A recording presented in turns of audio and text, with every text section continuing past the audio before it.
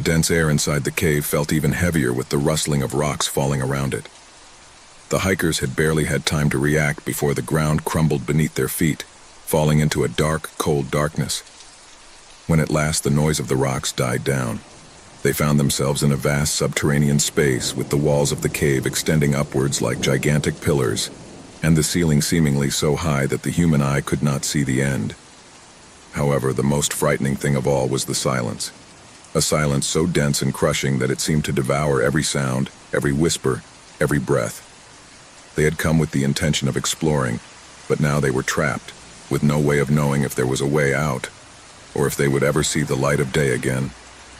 Their lanterns flickered faintly in the darkness, as if the shadows themselves wanted to take hold of them.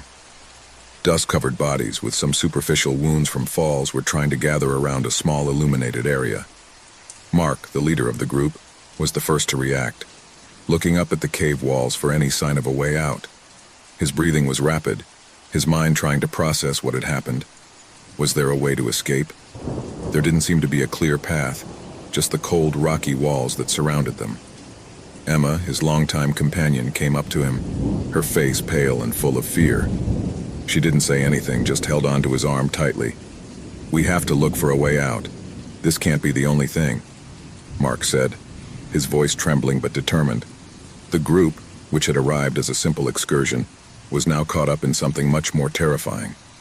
Every step they took seemed to bring them closer to an even deeper abyss, an abyss in which not only physical darkness enveloped them, but also the anguish and despair that began to take hold of them.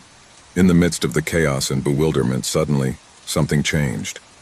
Faint whispers, barely audible, began to fill the air. The group members stopped, their hearts pounding. The whispers were empty, as if coming from the very walls of the cave. There was no clear source, but everyone could feel them, like a presence moving, waiting. Fear began to grow within them, like a tangible presence surrounding them. "You heard that, didn't you?" asked Liam, one of the younger hikers, looking around with eyes full of dread. No one answered. Everyone was listening, but the silence remained like a veil over them, increasing the feeling that someone was watching them. "We must keep walking," Mark said finally, his voice breaking but firm. "Maybe we can find a way out if we keep moving forward." He tried to restore the calm that everyone was beginning to lose, but deep down, he knew that anxiety was consuming him as much as everyone else.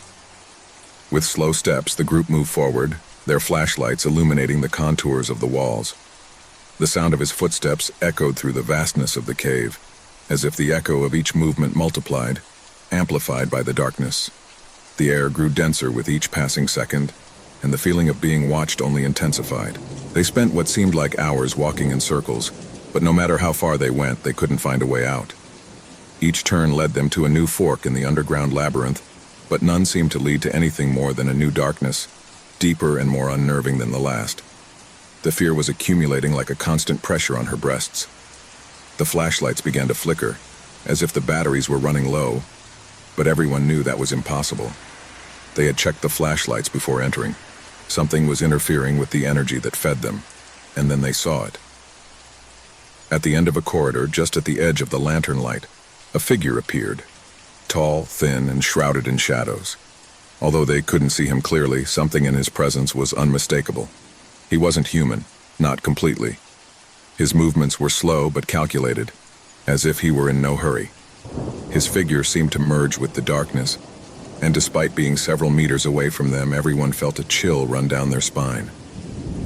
It was as if his very presence was filtering the air, invading the space with a fear so palpable that it was difficult to breathe. "What's that?" asked Emma, her voice almost a whisper, afraid that the walls themselves might hear her. The figure did not respond, but his presence was enough to make each member of the group paralyzed.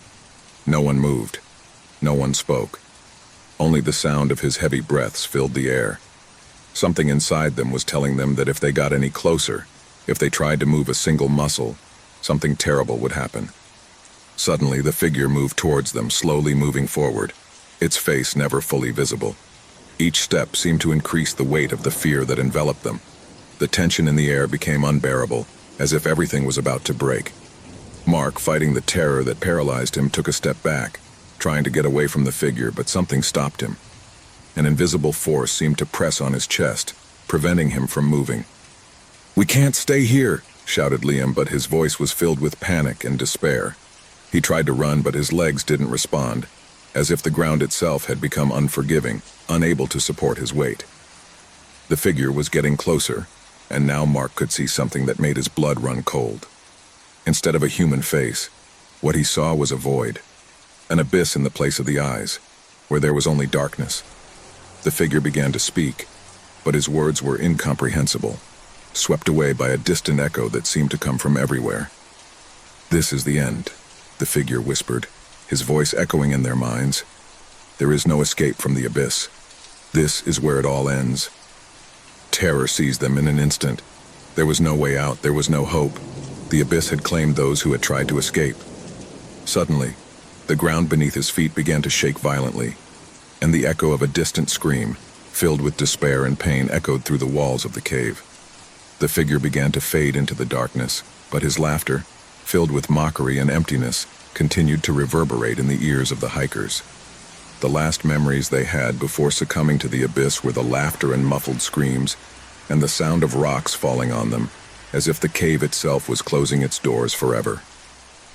The guardian of the abyss had served his purpose, and with his last laugh, the group of hikers disappeared, forever trapped in the endless darkness. Night hung over the house with an eerie stillness, silence only interrupted by the occasional sound of a branch hitting the window. Laura was in her living room, embraced by the gloom that filtered through the curtains. The dim light of the table lamp dimly illuminated the book in his hands. In those moments of loneliness, I always found solace in the pages of a good novel, an escape from the daily grind. Tonight, however, something seemed different, something in the air that he couldn't clearly identify. The wall clock struck 9, and Laura heard a noise that broke the tranquility. A soft knock, as if someone were knocking on the door. He got up from the couch and walked toward the entrance, a slight feeling of discomfort running down his back. I never expected visitors at that time. He looked out the window before opening the door, but saw no one. A shiver ran through his body, though he tried to ignore it. After all, it could be children playing or someone in the wrong house. He opened the door, and there he was, a man standing in his doorway. He had a serious appearance, with a dark jacket and a hat that partially covered his face. Laura stared at him, bewildered. She didn't recognize him, but there was something in his eyes that seemed strangely familiar. "Good evening," the man said in a deep but calm voice. "Laura, right?" Laura frowned, overwhelmed by a growing sense of unease. "Yes, but I don't know you. How do you know my name?" The man smiled slightly, but his smile didn't reach his eyes. "I told you, Laura. We know each other, even if you don't remember it." Laura blinked, confused. What was he talking about? She had never seen that man in her life. How could I meet her? The air in the room seemed to have become dense, as if the atmosphere itself was being charged with something indescribable. "I'm sorry, but I can't help you," Laura said, trying to remain calm as she took a step back. "I don't know you." The man stood there, motionless, watching her with an uncomfortable intensity. Without saying a word, his eyes flashed for a moment with a strange light. Laura, feeling the weight of the situation, tried to close the door. But before he could, the man stepped forward, preventing him from doing so. "You don't need to be nervous," she said with an eerie calm. "I just want to talk. It's important." Laura's heart began to pound. She didn't understand what was happening, but something inside her was telling her to be alert. The feeling of being watched intensified, and the house, which had once been her refuge, suddenly seemed like a strange alien place. "What do you want?" he asked in a thin voice, trying to stay in control. The man stared at her before answering. "Come with me. There are things you need to remember." A shiver ran down Laura's spine. What things should I remember? The feeling of fear invaded her completely, but at the same time she couldn't help but feel intrigued. Something about the way the man spoke made her feel like she couldn't just refuse him. "I'm going to call the police if you don't leave," he finally said, unable to hide the anxiety in his voice. But the man didn't seem to flinch at the threat. "You can do it if you prefer," he replied with unsettling calmness, "but it won't change anything." Laura felt a growing pressure in her chest. The need to understand what was happening prompted her to take a step back, reluctantly allowing her into her home. The man walked into the room with terrifying naturalness, as if he had been there thousands of times before. I shouldn't have, Laura muttered to herself, though she knew it was too late. The door closed with a dull sound, and the house was filled with an ominous calm, as if time itself had stopped. The air seemed denser, and the darkness thicker. She sat down on the couch, unable to take her eyes off the man. He sat down in front of her, his arms folded, staring at her. "What I want you to remember is that," he finally said. "Remember what you forgot." Laura frowned, completely bewildered. "I don't understand what you're talking about. I don't know you. Who are you?" The man stared at her, and for an instant, Laura saw something in his eyes that made her blood run cold. It was as if there was a connection between them, something deep and ancient that I couldn't comprehend. The feeling of dread grew inside him. "I am someone from your past," he replied, his voice deeper. "Someone who knows you better than you think, and something you forgot comes looking for you." Laura didn't understand what was happening, but the man's words echoed in her mind. Something in his tone, in his gaze, caused a feeling of deep terror to take hold of her, a primitive fear, as if something that had been hidden for a long time was about to be revealed. "Leave me alone," he said, rising quickly from the couch. But when she turned to the door, a piercing cry stopped her. "You can't run away from who you are." The scream echoed throughout the house, and at that moment Laura felt as if the walls themselves were closing in on her. He looked at the man in horror, feeling the air grow even denser, as if his own breath was getting heavier and heavier. "What do you want from me?" he murmured, his voice trembling, unable to comprehend what was happening. The man slowly got up, approaching her unhurriedly, as if he knew there was no escape. "What I want you to remember is that you remember everything you have forgotten." Laura backed away, but the shadows of the house seemed to envelop her, barring any attempt to flee. His heart was pounding, and a cold sweat ran down his forehead. The man looked at her with that same frightful calmness, and at that moment, she understood something that made her blood run cold. She was no longer alone. The cold morning air seemed to envelop them in a thick mist that slid through the trees like an entity unto itself. The group of friends, 5 in all, were slowly advancing along the path that led them to the heart of the forest. Every step they took was accompanied by the rustling of dry leaves beneath their feet, a sound that seemed to be amplified in the absolute silence around them. Carlos, the most enthusiastic of the group, led the way with a flashlight in his hand, his face illuminated by the warm light that contrasted with the gray of the landscape. Behind him was Lucia, his best friend, followed by Eduardo, Javier, and Laura. Everyone, gasping for breath, stood together, looking straight ahead, where the forest seemed to grow denser with each step. "Are you sure this is the house?" Lucia asked, with a tone that denoted a certain fear, although she tried to hide it. "Of course," Carlos replied with a confident smile. "I have checked it. I've been here before, but I never dared to go in. Today will be different." Eduardo, always the most skeptical, raised an eyebrow, looking at the shadows that seemed to move in the distance among the trees. Fog enveloped everything around him, but the treetops revealed flashes of light that made the scene look surreal. "I don't like this," Eduardo murmured, but no one paid any attention to him.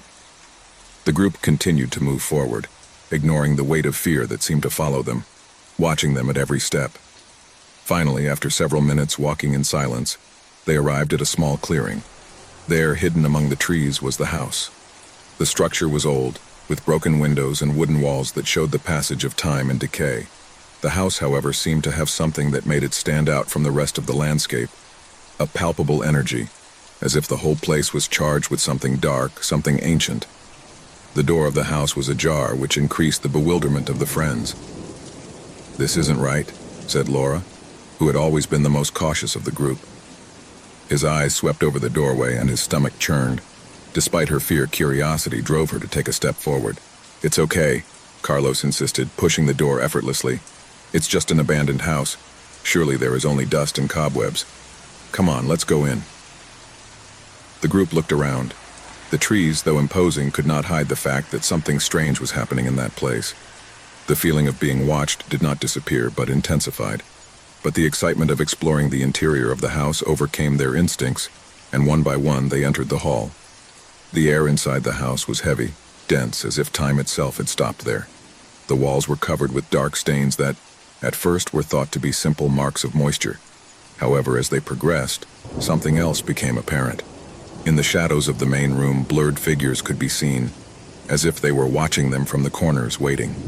Carlos turned off the lantern and, with an expression that tried to hide his discomfort, whispered, "Let's explore a little more. Surely there is nothing." At first all seemed calm, though a sense of uneasiness hung over them. Every step echoed in the void, and the echo of their voices was lost in the heavy air. But soon, a series of strange noises began to fill everything. A crunch here, a whisper there.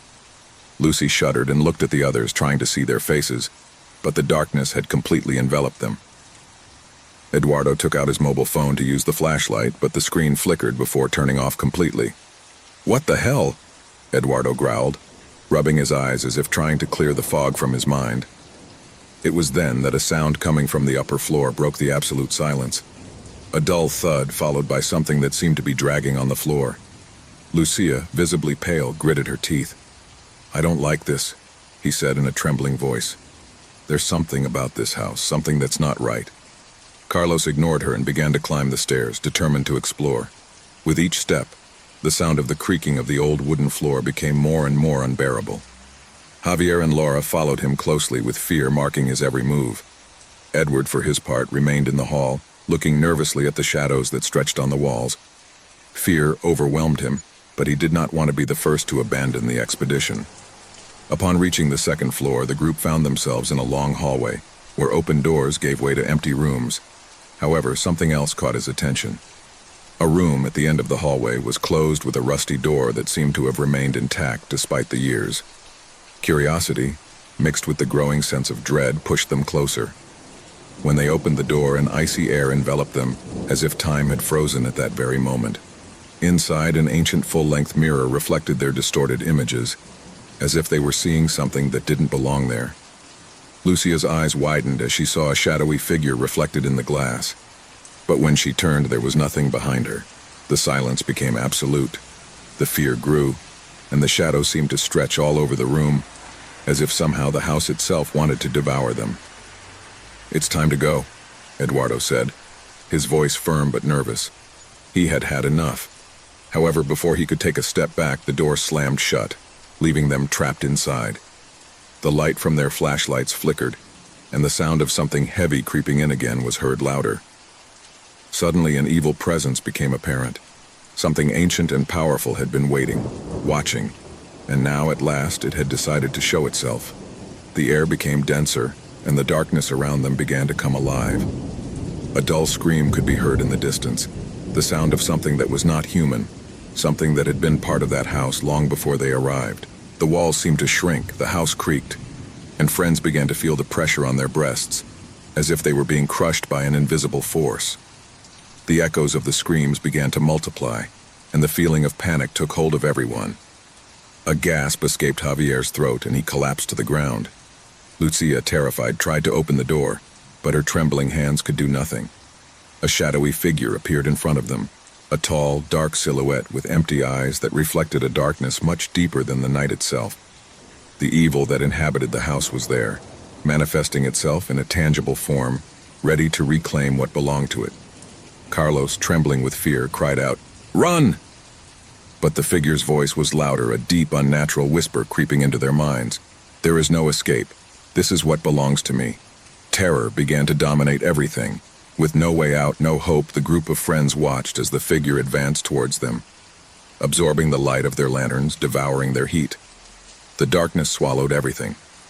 The house, old and cursed, had made its final claim. And in that last moment, the screams were absorbed by the house as if they had never existed. The story of the house in the woods ended there, with darkness as the only witness. When Javier walked into the antique store on a cold winter afternoon, he didn't know his life would never be the same. The air was thick, full of dust and the unmistakable smell of old wood. The store, located in a forgotten corner of the city, seemed like a refuge for everything that had been left behind, for those objects that time had marked, but that still had something of value inside. Every corner was crammed with strange artifacts, broken clocks, opaque mirrors, unusually shaped furniture, and portraits of expressionless faces that seemed to observe the visitor with an eerie calm. Javier had been attracted to the store by a strange sensation, something inexplicable that had pushed him to enter. The owner, an elderly man, sat behind a counter full of more items for sale, his eyes hidden behind thick glasses. He didn't pay much attention to it at first, as his gaze was fixed on an object he couldn't stop staring at. A portrait. The painting was hung on one of the back walls. An ancient portrait of a man with a serious face, but with a penetrating gaze that seemed to follow him even from a distance. The man painted in the picture wore a white linen shirt and a dark hat, and his countenance, though calm, conveyed a sense of uneasiness that could not be ignored. The eyes, dark and deep, stood out with a peculiar intensity. Javier felt a chill run down his spine as he watched them. The shop owner looked at him over his glasses and, in a raspy voice, told him that the painting had belonged to a man with a dark history, a history that the townspeople preferred to forget.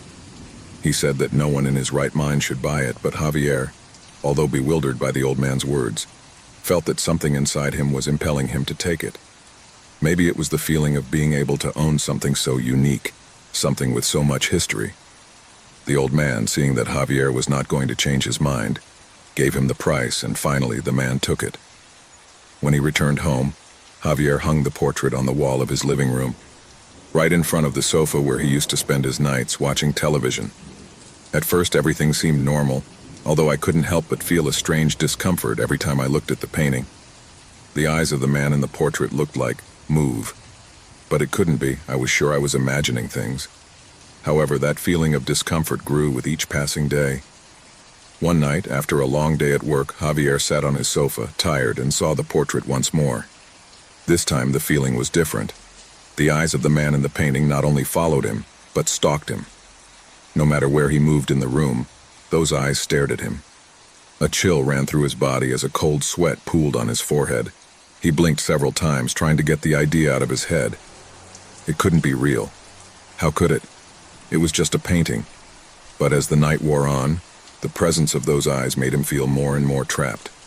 As the days went by, Javier began to see things that he could not explain.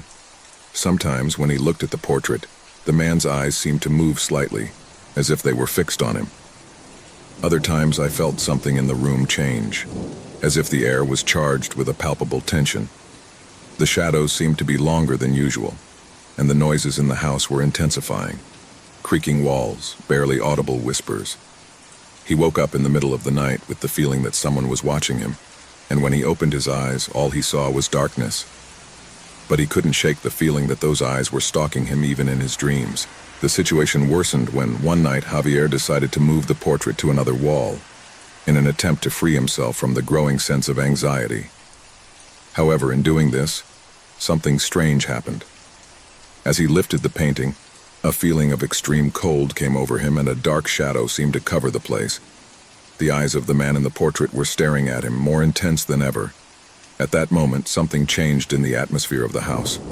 Javier felt an indescribable panic, as if the air itself was pressing on him, as if something invisible was imprisoning him. He couldn't take it anymore and left the portrait on the floor, determined to get rid of it the next day. But that night was the worst of all. Javier woke up with a stabbing pain in his chest, as if someone was pressing his heart. He sat up in bed, looking around, and it was then that he saw something he would never forget. The man in the portrait was standing on the threshold of his room door. His figure was dull, blurred, but his eyes were still the same, those eyes that had haunted him since day one. It was not a dream. It couldn't be. Javier tried to scream, but his voice did not come out. Terror paralyzed him.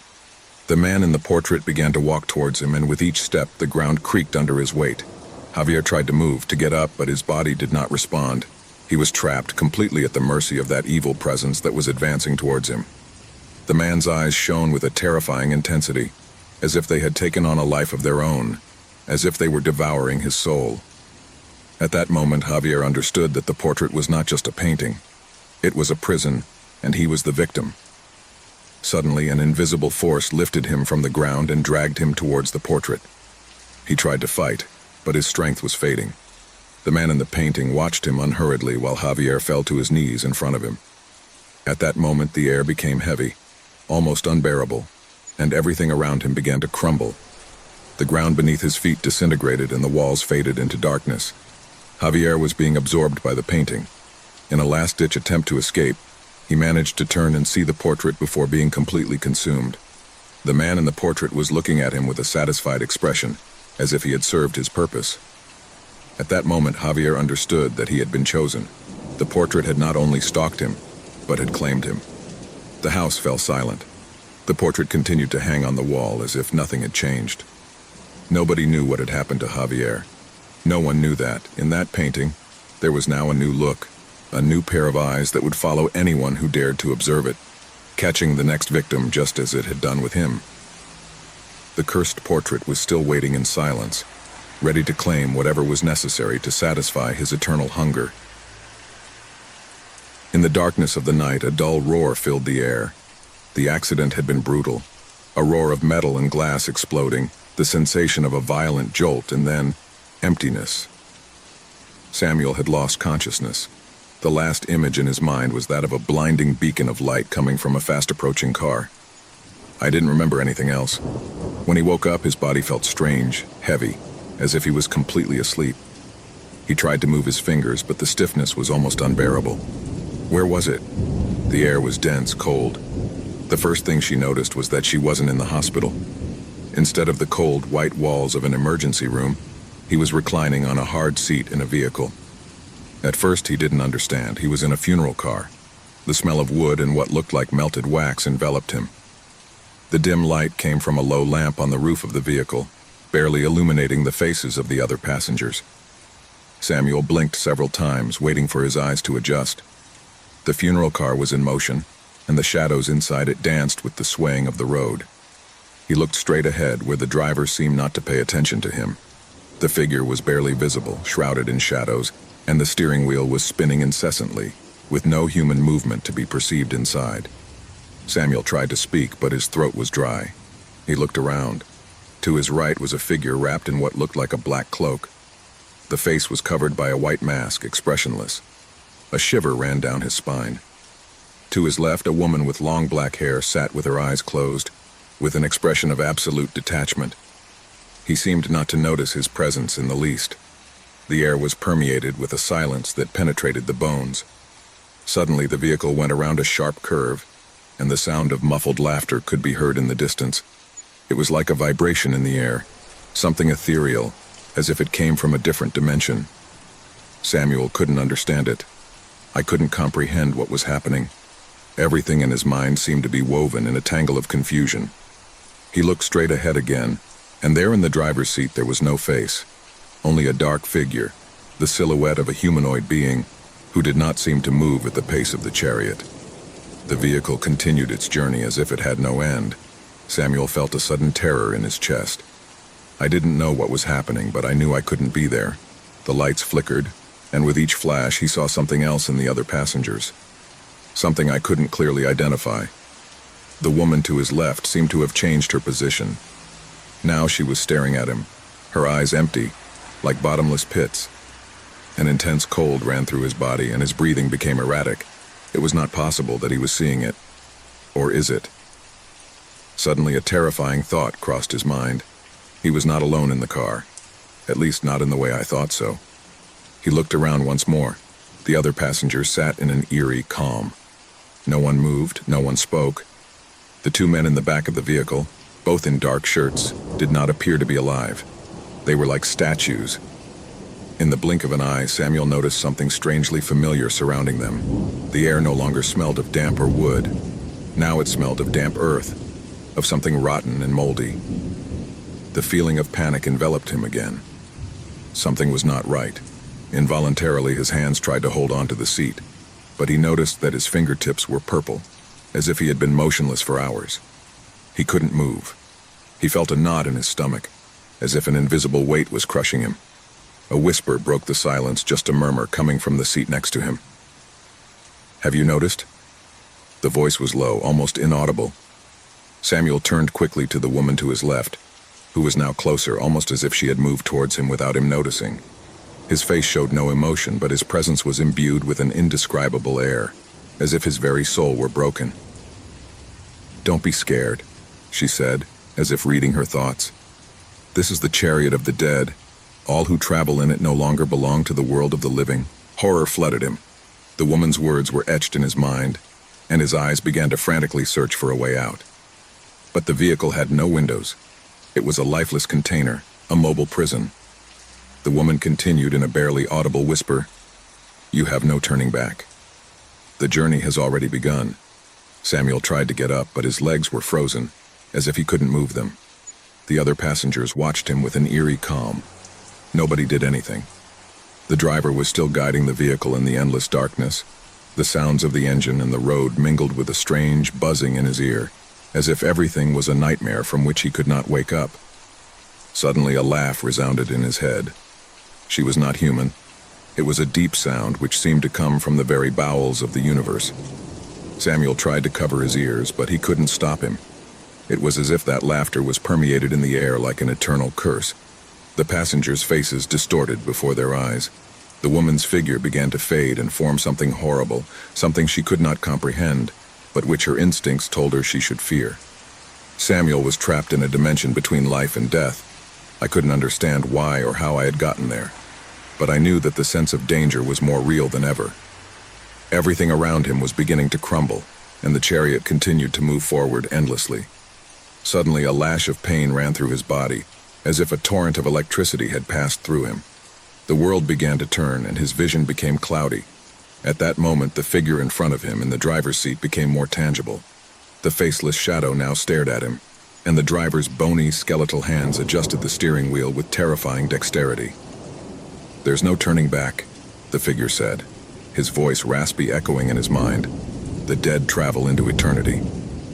Samuel tried to resist, but his mind was no longer responding. The image of the vehicle, the shadows, and the distorted faces were mixed. The awareness of what was happening flooded him completely, but it was too late. Fear got the better of him. I couldn't scream anymore. The funeral cart stopped, and at that moment, a deadly cold surrounded it. The passengers were no longer mere figures. They were grotesque, horrible beings staring at him. Some with empty eyes, others with macabre smiles. Everyone knew what was coming. Samuel was no longer a traveler. He was no longer among the living. At that moment, the car opened, and he knew without a doubt that he would never see the light of day again. He had crossed the threshold. There was no turning back. Eternity awaited him. The sound began subtly, almost like a murmur. At first, he didn't pay attention to it. He thought it might be the sound of old plumbing or some broken pipe. But as the days went by, the noises became more constant, louder. They weren't casual noises like the creaking of an old structure, or the wind pushing against windows. It was something else. Something that froze his skin and made the hairs on the back of his neck stand on end. Martine's apartment was not big. It was a modest space in an old building in a city where the buildings seemed to be so close to each other that their walls often touched. It wasn't luxurious, but it was his. In his life, he had accepted solitude as a constant companion. With each passing day, the stillness of her home brought her peace. That peace, however, slowly began to crumble as the noises intensified. At first, he thought he was crazy, that maybe he was losing his mind. Throughout her life, she had dealt with stress and anxiety, but something about those sounds was just fine for her. Disturbing. They were low, almost unintelligible at first. A soft tapping, a deep vibration that didn't come from the walls but from somewhere below. Would they be the foundations of the building, the old elevator that went up and down at all hours? But the nights passed and the noises grew, as did the feeling that something was not right. They were no longer mere tapping. Now he could hear whispers, as if someone was whispering his name from the shadows of the floor below. The first real awakening of the restlessness occurred one night. After several weeks of hearing those strange sounds, Martin woke up in the middle of the night, agitated, sweat soaking his forehead. He sat up quickly, trembling, as if something had touched him. There was a chill in the air, a chill that did not come from the open window but seemed to emanate from the walls themselves. It was then that he heard it clearly, a dragging, as if something heavy was dragging on the ground. He was not human. It couldn't be. The feeling of dread enveloped him completely. Without thinking, he got out of bed and went out into the hallway. He looked at the door of the apartment next door. It was empty. It had always been empty. There had never been anyone on the lower floor. Martine had investigated at first, looking for answers to those noises, but he had never found anything. Something didn't fit. Something in that building was completely wrong. He decided to take matters into his own hands. If the noises were coming from the lower floor and no one was there, then what was causing them? And why did he feel those noises calling to him, as if someone were whispering to him in the dark? The basement door was locked, but that didn't stop Martin. That night, armed with a flashlight and a determination that arose from pure fear, he went into the basement. At first, his flashlight barely shone a couple of meters in front of him, but as he advanced, the air became denser. The stench as of stagnant moisture filled his lungs and made him cough. Something was not right. Not only was the air strange, but the walls seemed to be full of scars, marks I couldn't identify. The feeling that someone was watching him grew with each step he took. Suddenly, the flashlight flickered. Darkness grew around him, and for a moment he thought the world was fading away. Then a noise made him stop. A dull thud, a creak, as if something heavy was moving in the dark. Martin swallowed hard and kept going, although his body asked him to flee. Finally, the flashlight shone on a figure, a shadow in the darkest corner of the basement. The first thing he noticed was the shape of this creature. Its body was tall, skeletal, covered in pale gray skin that seemed to absorb light. The eyes, if I could call them eyes, were two black, empty orbs, glowing with a yellow, inhuman light. That creature was not human nor animal. It was something much older, something that was hiding in the shadows, feeding on something I couldn't understand. Martin could not move. He was paralyzed with terror.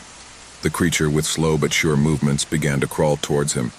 Every step he took echoed off the walls as if the ground was shaking. Martin tried to back up, but his legs did not respond. Fear had trapped him. The creature got closer and closer. A cold breath ran down Martin's back, and darkness closed around him. He could feel the weight of that presence, as if he were being absorbed by it, as if the shadows themselves were surrounding him, taking possession of his being. At that moment, the flashlight flickered again, and in the darkness, Martin could hear a whisper, one he would never forget. "It's too late." The shadow of the creature spread through the basement, and Martin, unable to react, fell to the ground. The creature silently moved even closer, brushing its skin with its icy touch. The creature then began to speak in a strange whisper, a murmur that seemed to penetrate its mind. He told him dark stories, stories of those who had fallen before him, those who had come too close to the lower floor and paid the price. There were beings, entities, dwelling in darkness, waiting to be awakened. Martin, hearing those words, felt his soul being torn apart. An indescribable fear consumed him, as the creature dragged him into the shadows. At that moment, Martin understood the worst of all. Not only was the creature a being who lived in darkness, but that darkness was his home, and he had stepped into his realm beyond what was allowed. Terror enveloped every corner of the apartment as the figure disappeared from their sight. No one saw Martin again. No one heard the strange noises coming from the lower floor again. The creature, however, continued to wait, feeding on the darkness and the lost souls that time and again fell into its trap. A few months later, a new tenant moved into the building, and that same night, the whispers on the lower floor began again. St. Brace's University had witnessed hundreds of stories, from the early days of its founding to the modern era. Its Gothic architecture, with its towering towers and dark corridors, inspired both respect and fear. No one really knew every corner of campus. The oldest spoke of forgotten corridors, locked doors, and underground passages that led to places that should never be discovered. Thomas, a young history student, had heard many of these stories in the hallways, whispered quietly by his older classmates. Like many others, he considered them mere legends, nothing more than ghost tales that served to scare new ones. But there was something different about him, an insatiable curiosity to unveil the secrets of the past. So when he came across an old key in a dusty corner of the library one day, he couldn't help but be drawn to it. The key looked old, as if it belonged to an object forgotten centuries ago. No one seemed to recognize her, and this only added to the mystery surrounding her. That afternoon, as he walked around campus, his mind kept spinning over that key. He felt a strange connection to her, as if something was calling him. It was then that, while walking near the east side of the university, he noticed something peculiar, a small corridor that he had never seen before. Although he knew every corner of the place well, it seemed to have materialized out of nowhere. The walls covered in ivy and mold, and the dim light that filtered through the broken windows made it seem like a place lost in time. Deep within that hallway, the atmosphere felt dense, as if the air itself was charged with dark energy. Tomas's heart was pounding as he walked down the hallway, key in hand, as if he'd been waiting all his time to get to that place. His footsteps echoed on the stone floor, and the echo seemed to follow him as if the corridor were alive and watching. At the end of the corridor, a solid wooden door, covered with dust and cobwebs, stood before him. Something inside him knew that was where he should use the key. As he inserted the key into the lock, a strange whisper rose into the air, almost inaudible at first, but growing with each turn of the key. It was as if someone was whispering his name, calling to him from beyond the door. Sweat began to trickle down his forehead as the door slowly opened, revealing a dark room, a room that had been closed for generations. As he crossed the threshold, Thomas was overcome by a sensation of intense cold, which ran down his spine and froze his bones. The walls were covered with strange symbols which seemed to move as he watched them. The air in the room was dense, as if the atmosphere itself was polluted by something ancient, something that had been waiting a long time to be discovered. In the distance, in the center of the room, an old wooden table was surrounded by broken chairs, and on the table a closed book seemed to be waiting for him. Thomas cautiously approached the book, feeling the weight of the story and the mystery that surrounded it. With trembling hands, he opened the book, only to find pages covered in red ink, as if they had been written in blood. The words in the book did not seem to form coherent sentences, but were fragments that spoke of rituals, of dark pacts, and of a presence that lived in the halls of the university, waiting for the right moment to reclaim those who dared to discover its existence. As he read, a strange feeling of dizziness came over him. Whispers that had previously been barely perceptible were now clearly audible. Voices coming from everywhere, but I couldn't identify where they came from. The voices called him by name, whispering promises and warnings. He felt as if something was watching him from the shadows, as if something was waiting for him to make a mistake, something that could condemn him. Suddenly, the lights in the room flickered and went out. The corridor behind him seemed to have lengthened, and the door through which he had entered was no longer visible. He saw only darkness, a black chasm expanding before him. At that instant, a loud noise made him spin. Something was moving quickly towards him, a whisper that transformed into a guttural, inhuman scream full of rage. Fear invaded him completely, but he could not move. He was paralyzed, trapped in a labyrinth of darkness and terror. Cold fingers landed on his shoulder, and his body reacted immediately, giving him a shudder that made him take a step back. He turned, but no one was there. Just the echo of his own heartbeat echoing in his ears. However, the air was charged with an invisible presence surrounding him. The voices intensified, and they began to speak in a language that he did not understand, but that resonated deep within his being.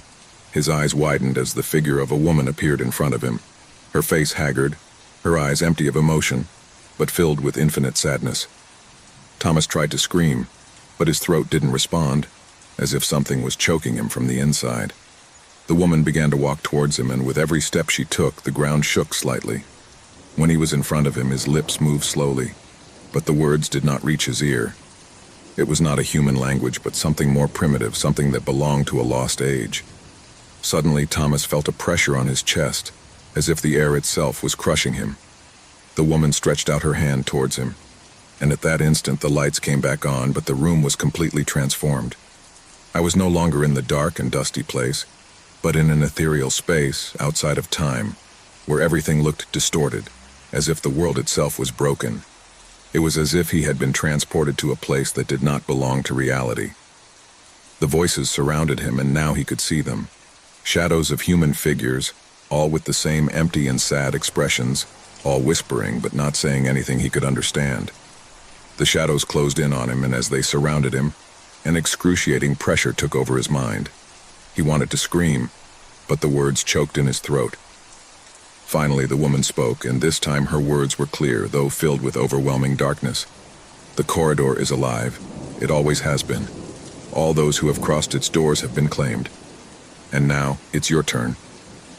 Panic took hold of him, but he couldn't move. The darkness surrounded him, and the voices called to him, full of despair, of pain. The hallway had been created to trap curious souls, to keep them trapped in an endless cycle. And now Thomas had become part of that cycle. The woman, now a shadowy figure, looked at him with infinite sadness, as if she were sorry. The hallway was never a physical place. It was a threshold, a line between the world of the living and the world of the dead, and once crossed, there was no turning back. Tomas never returned. The whispering hall closed behind him, and the voices died away, leaving only the echo of his lost existence. The mystery of St. Bryce's University continued, and the legends about the forgotten corridor grew more somber. No one else dared to look for that hallway, but those passing by swore they heard whispers, as if the hallway was waiting for the next victim. Every night at exactly midnight, the sky darkened with a dense and heavy fog, while the first drops of the storm fell on the city. No one knew where they came from, or why they appeared so punctually.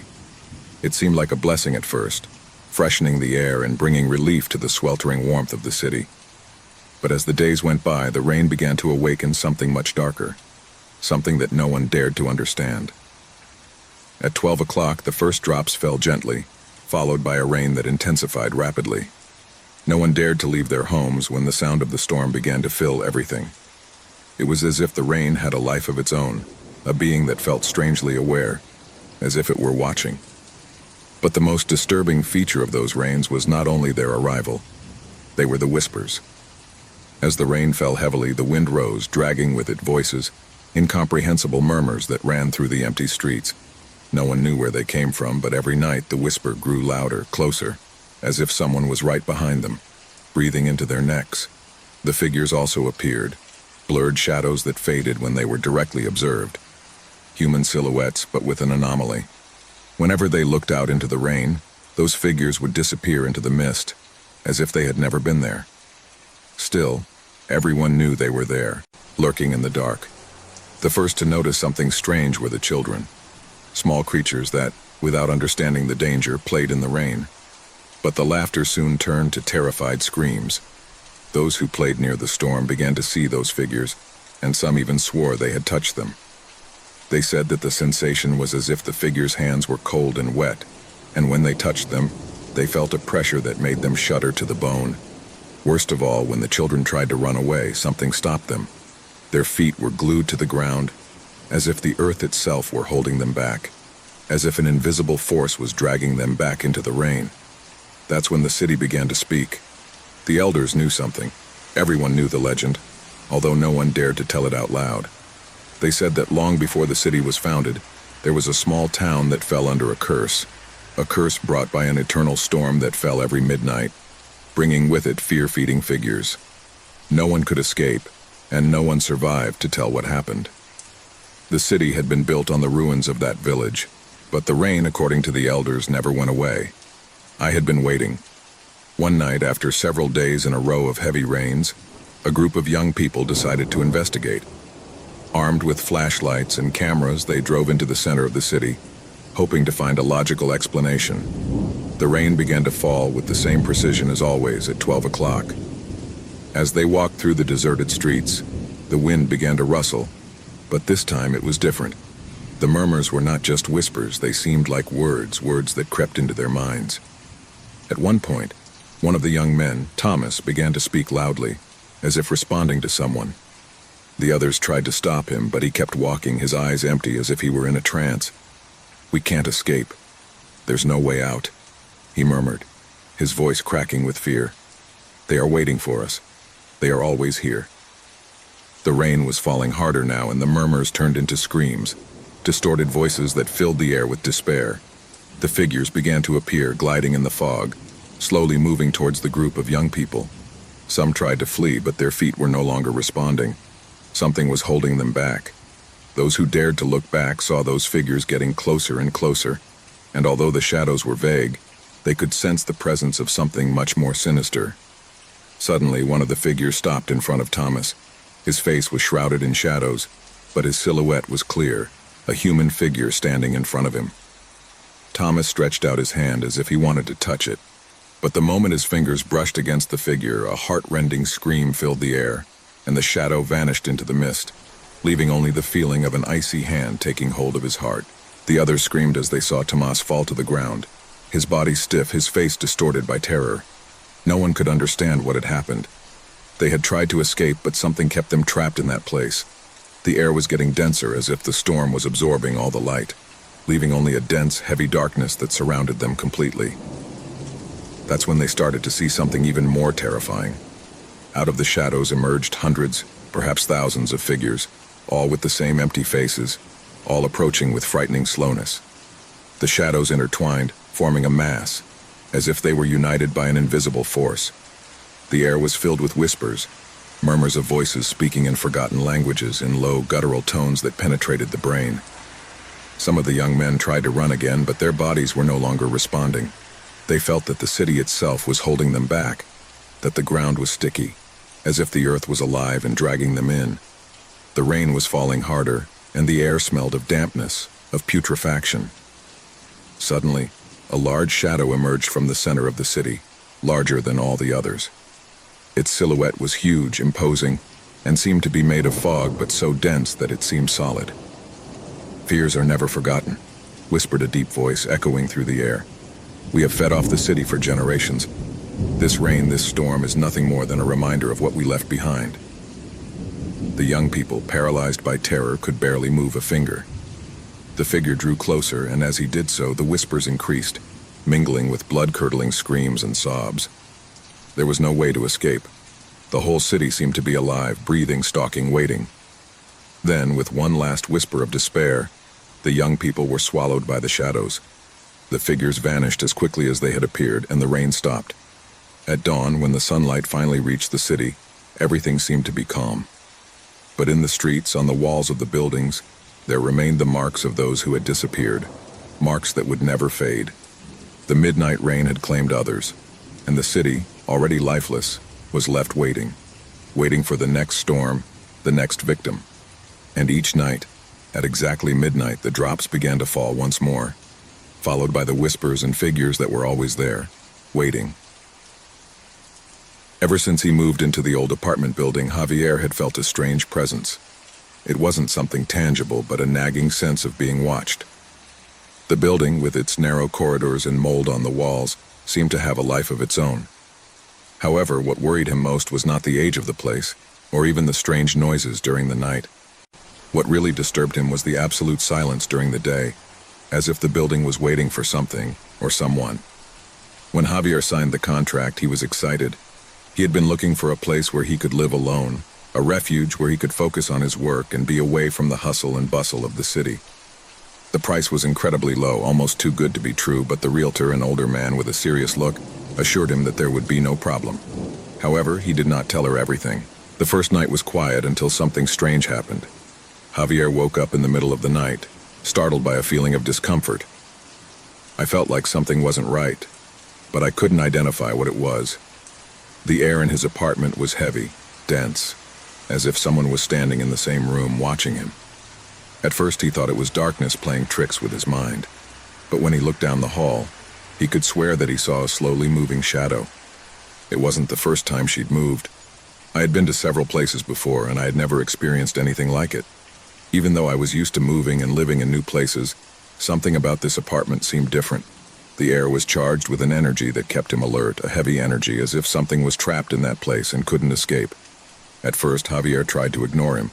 He thought it was his mind, perhaps too tired from the stress of moving and adjusting to his new routine.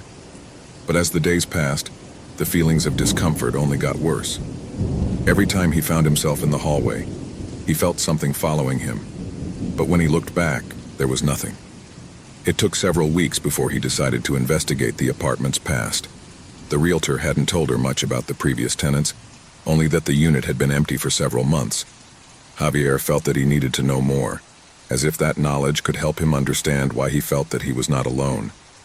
It was then that he met the neighbor of the apartment next door, a middle-aged woman named Mariana.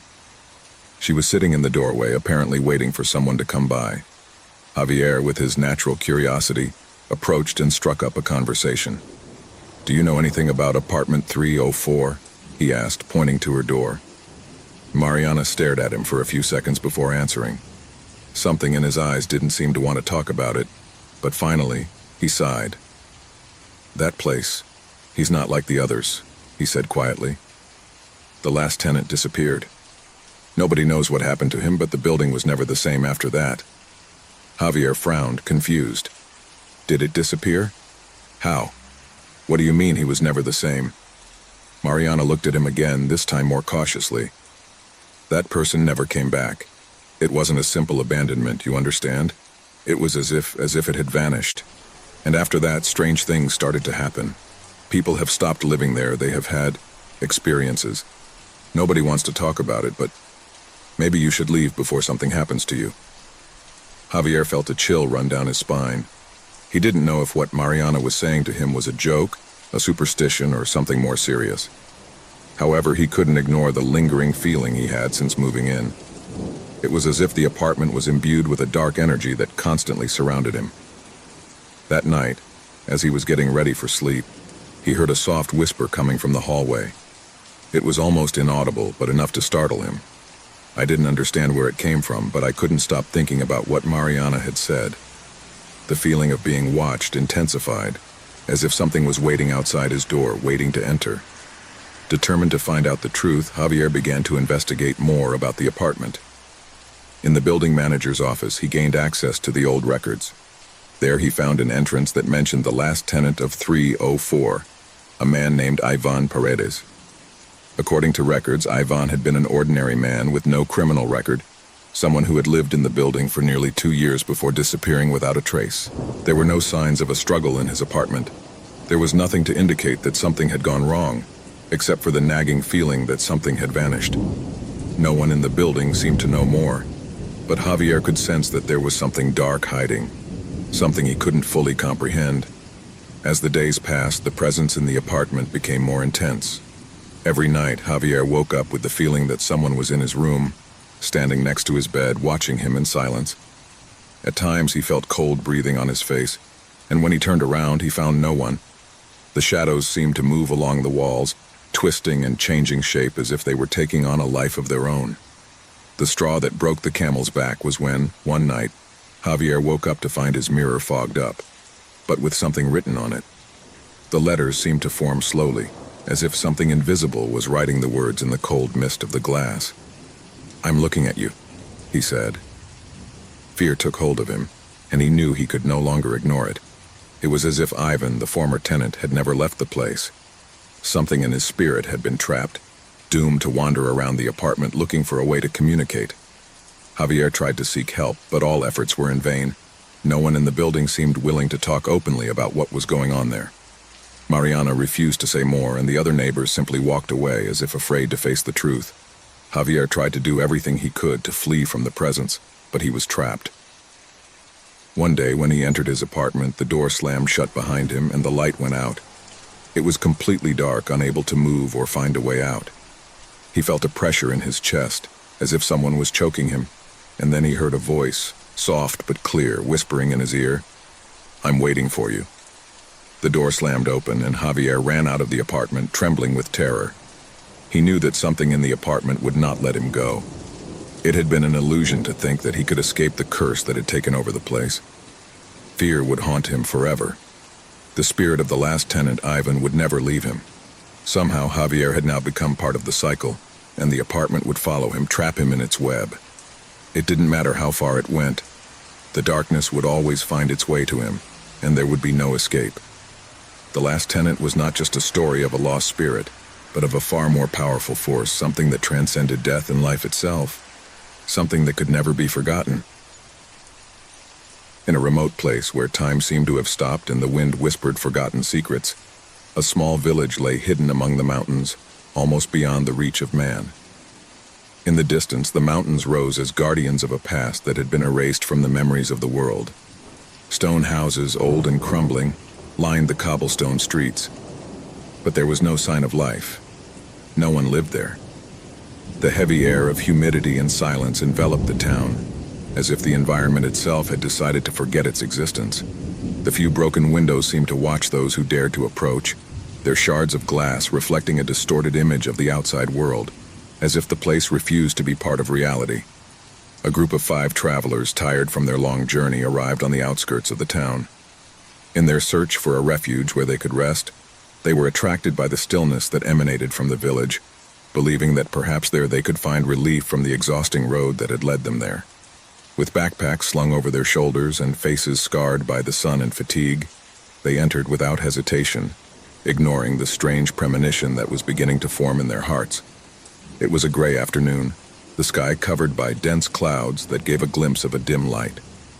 Despite the calm of the place, something in the air was strange, oppressive, as if the very shadows of the houses were waiting for something or someone. As travelers moved through the deserted streets, the doors of the houses were kept closed, the blinds lowered, and the typical noises of a moving people could not be heard. The feeling of emptiness was so palpable that they could almost hear the echo of their own footsteps echoing on the pavement. Suddenly, one of them, Gabriel, looked up, feeling an unsettling pressure in his chest. At the top of one of the houses, through a dirty window, he could see a blurred figure leaning out to watch them. He couldn't make out their details, but just knowing that someone or something was watching them caused a stream of cold to run down his spine. "Have you seen that?" Gabriel said quietly, still looking out the window. The group looked at him, confused, but no one could confirm what he had seen. The figure disappeared before anyone could approach or say anything. However, that strange feeling of being watched settled in the air, as if the buildings themselves and the wind whispered ancient secrets that did not want to be revealed. As they explored the village, they realized that everything was in ruins. Streets that might once have been lively and bustling were covered in brush and debris. The houses, though empty, did not appear to have been abandoned recently. There were traces of a life that once flourished there, but it had all been trapped in time. The doors were still locked with old rusty locks, and the broken windows let out drafts of icy air. The people seemed to be stuck in a perpetual present, as if an invisible force had frozen life right there at that precise moment. "This place is not right," murmured Marta, one of the travelers, as she looked at the shadows that stretched along the walls of the houses, as if something or someone was watching them. "Don't you find it strange that it's so desert?" The group continued to move forward, and as they did so, the feeling that they were not alone intensified. As they walked down the main street, each of them felt the air pressure become denser, heavier, as if the place was slowly absorbing their energy. It was then that a sound, slight but disturbing, reached his ears. The creak of a wooden door opening. The sound came from one of the houses on the left. No one dared to move immediately. A shudder ran through their bodies, and for a moment they all looked at each other silently, wondering if the sound was real or just a hallucination created by the strange atmosphere around them. "Does anyone dare to enter?" asked Tomas, the bravest of the group, although his voice sounded more fearful than he intended. No one answered. The door opened even wider, as if an invisible force was pushing it. The pressure in the air was unbearable, and each of them knew that something was not right, but none dared to turn around. With a mixture of curiosity and fear, Marta was the first to approach the door. His steps were slow, measured, as if he were walking into the unknown, a place where the rules of the real world no longer applied. When she crossed the threshold of the house, a gust of icy air enveloped her, as if the very darkness of the place was consuming her.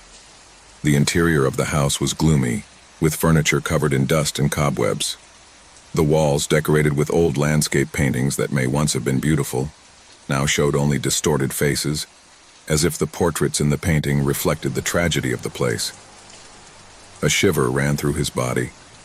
I couldn't understand how a place so far from everything could have such dense energy, that feeling of death suspended in the air. "This is not right," Martha murmured, looking back at the door, where the others were watching her from the doorway. But before she could take a step back, she heard a whisper behind her. A whisper so low it seemed to come from the ground, a distorted, distant voice that barely reached his ears. "Come out. Go away." Her heart racing, Martha turned around. But before she could leave the house, the door slammed shut, trapping her inside. The group outside shuddered, hearing the loud sound of the door closing, and they ran towards it. But when they arrived, they found something even more terrifying. The door was sealed as if it had never existed. No one could enter or leave. Desperate, they began to look for a way to free her, but what they found inside the house left them frozen. The walls were covered with strange engraved symbols, symbols that seemed to move slowly as if they were alive. The atmosphere was dense, oppressive. The objects in the room were shaking, as if an invisible force was trying to harm them. Suddenly, Martha appeared at the window, her face pale and disfigured with terror. She tried to speak, but her mouth only uttered unintelligible words. The travelers tried to shout at him, but their voices were lost in the air. As time went on, anxiety took hold of everyone. Despite their despair, something in the back of their minds told them that they must not leave the village without solving the mystery, that something dark lurked in the shadows of those forgotten ruins. No one could escape, but no one knew how to stop the nightmare. The shadows seemed to grow, lengthening as night fell. The people were alive, but not with the life they knew. He fed on fear, on the dread that was beginning to settle in their hearts.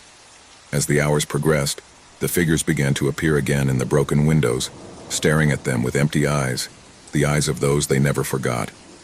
Each of the travelers began to hear whispers in their ears, soft but disturbing voices telling them different things. Some asked them to stay, that the people needed them. Others ordered them to flee before it was too late. The walls, the ceilings, the windows, everything seemed to come to life, changing, twisting, and every corner of the house seemed to want to devour them. Panic turned to pure terror when, without warning, a figure materialized in front of them. A woman with a pale face and eyes as dark as the night. His presence was so overwhelming that everything around him disappeared, and all that remained was his haunting figure, floating in the air. "They stay with us. Everyone must stay," the woman said in a raspy voice. A shriek broke the air as one of the travelers attempted to flee, but the door, once open, slammed shut again, sealing everyone's fate. As darkness enveloped them completely, they understood the cruel truth. The forgotten people would no longer let them go. They were part of their history, part of their eternal cycle of terror, doomed to be watched, and ultimately forgotten by all but those who dared to enter. In the end, all that remained were the shadows. A group of explorers was gathered in a small cabin on the outskirts of a forgotten village, deep in a dark and dense jungle. No one knew for sure how old the cave they had decided to explore was. It was not marked on maps, nor was it mentioned in the villagers' accounts, but rumors of its existence had reached their ears in curious ways. No one who had gone there had ever returned to tell their story, and that mystery, that shadow in the depths, was more than enough to ignite curiosity in the adventurers.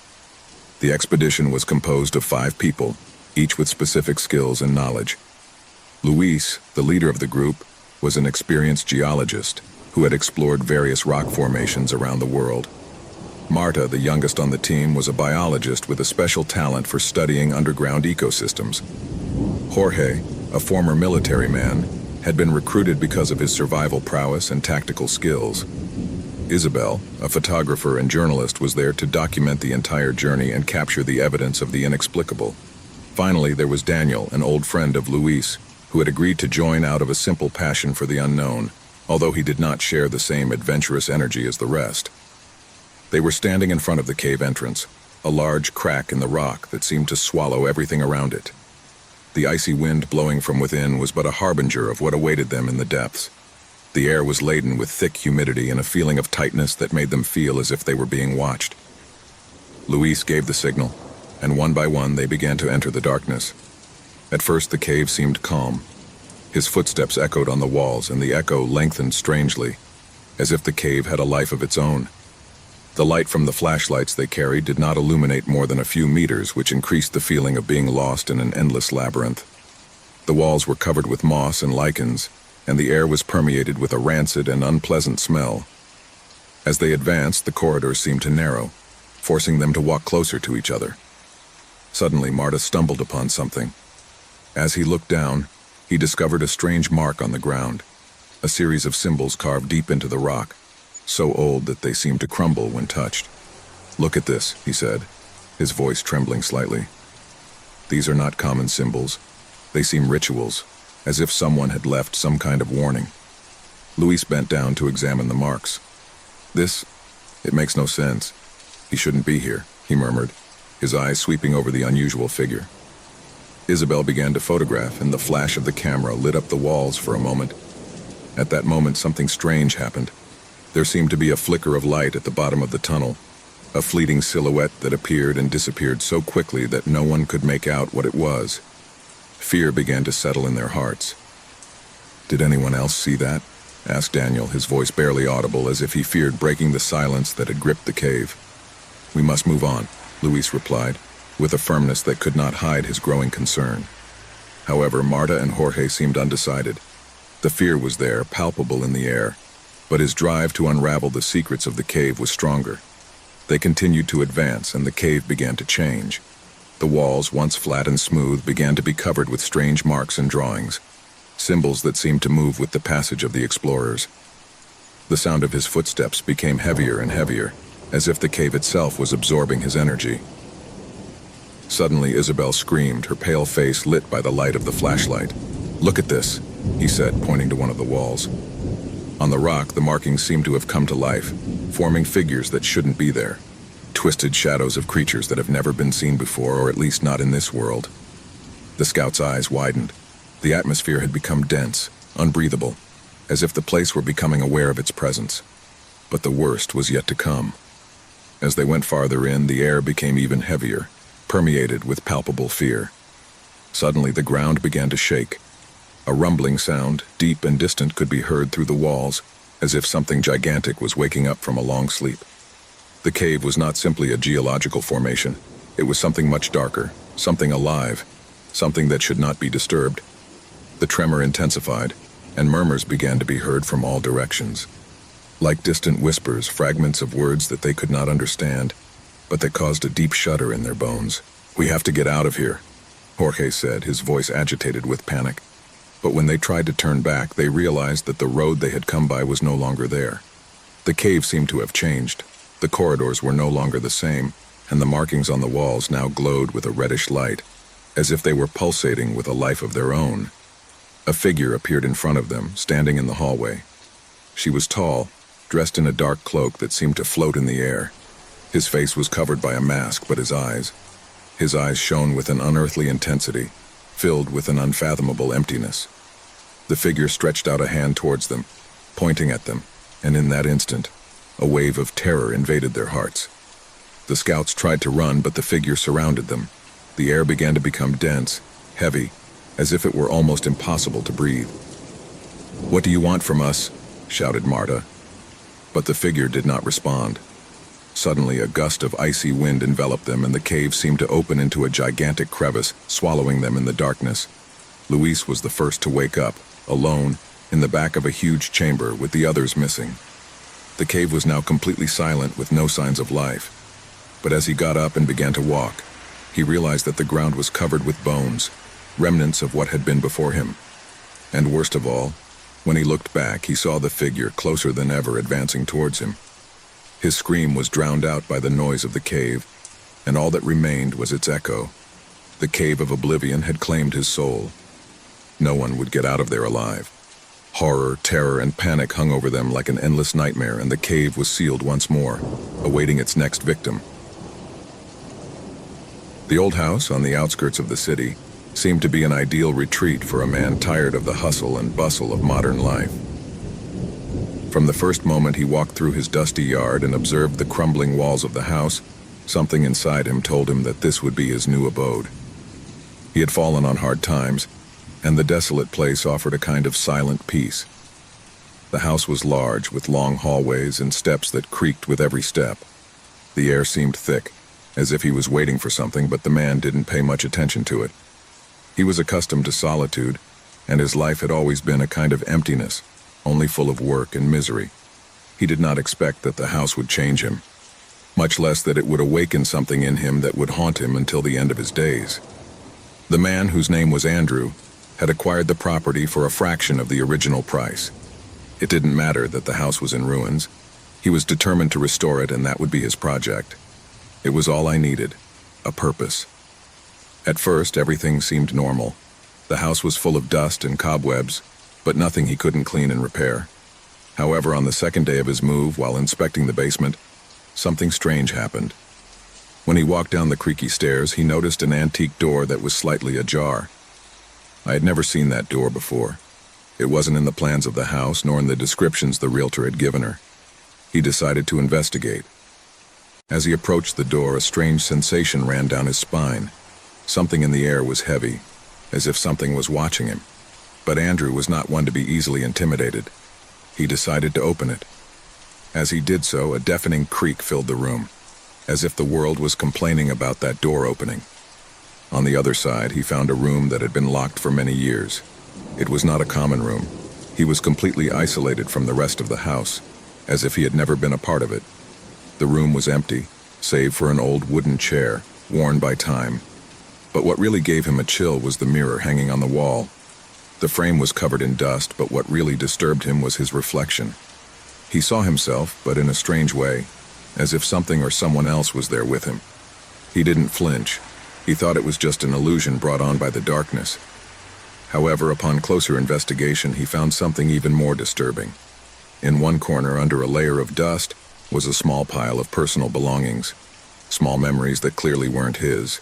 A pocket watch, a yellowed letter, a couple of crumpled photos. At that moment, the air around him seemed to become denser. Andres looked around, but the feeling of being watched became unbearable. He didn't know why, but he felt that something or someone had been there long before him. Something that I didn't want him to be there. Something that was waiting for him. The first night he spent in the house was strange. Andres felt restless, as if the house were alive, watching him, following his every move. In the early morning, he woke up suddenly, with the feeling that something had changed. There was a shadow in the hallway, a movement he couldn't identify.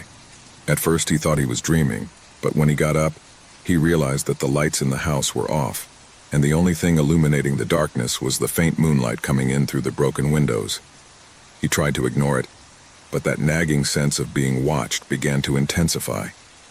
He decided to investigate the basement further, and this time he didn't limit himself to the hidden room. He walked down the long hallway, surrounded by walls that creaked as he went. Something inside him told him that he should find out what was happening in that house. Something was not right. That's when she saw it. In the deepest part of the basement, in one of the walls, there was a small crack. The crack was so subtle that it had gone unnoticed, but Andres felt that he could not ignore it. The crack was covered by a layer of dust and mold, but something inside it told him it was important. With trembling hands, Andres touched the crack, and to his surprise, the wall collapsed with a deafening noise. Inside the crack was something that took his breath away. A hidden narrow space covered by a kind of tapestry that had been left behind by someone. The room was full of things, but what disturbed him most was what he found in the center. An old broken bed, with sheets stained with something he couldn't identify.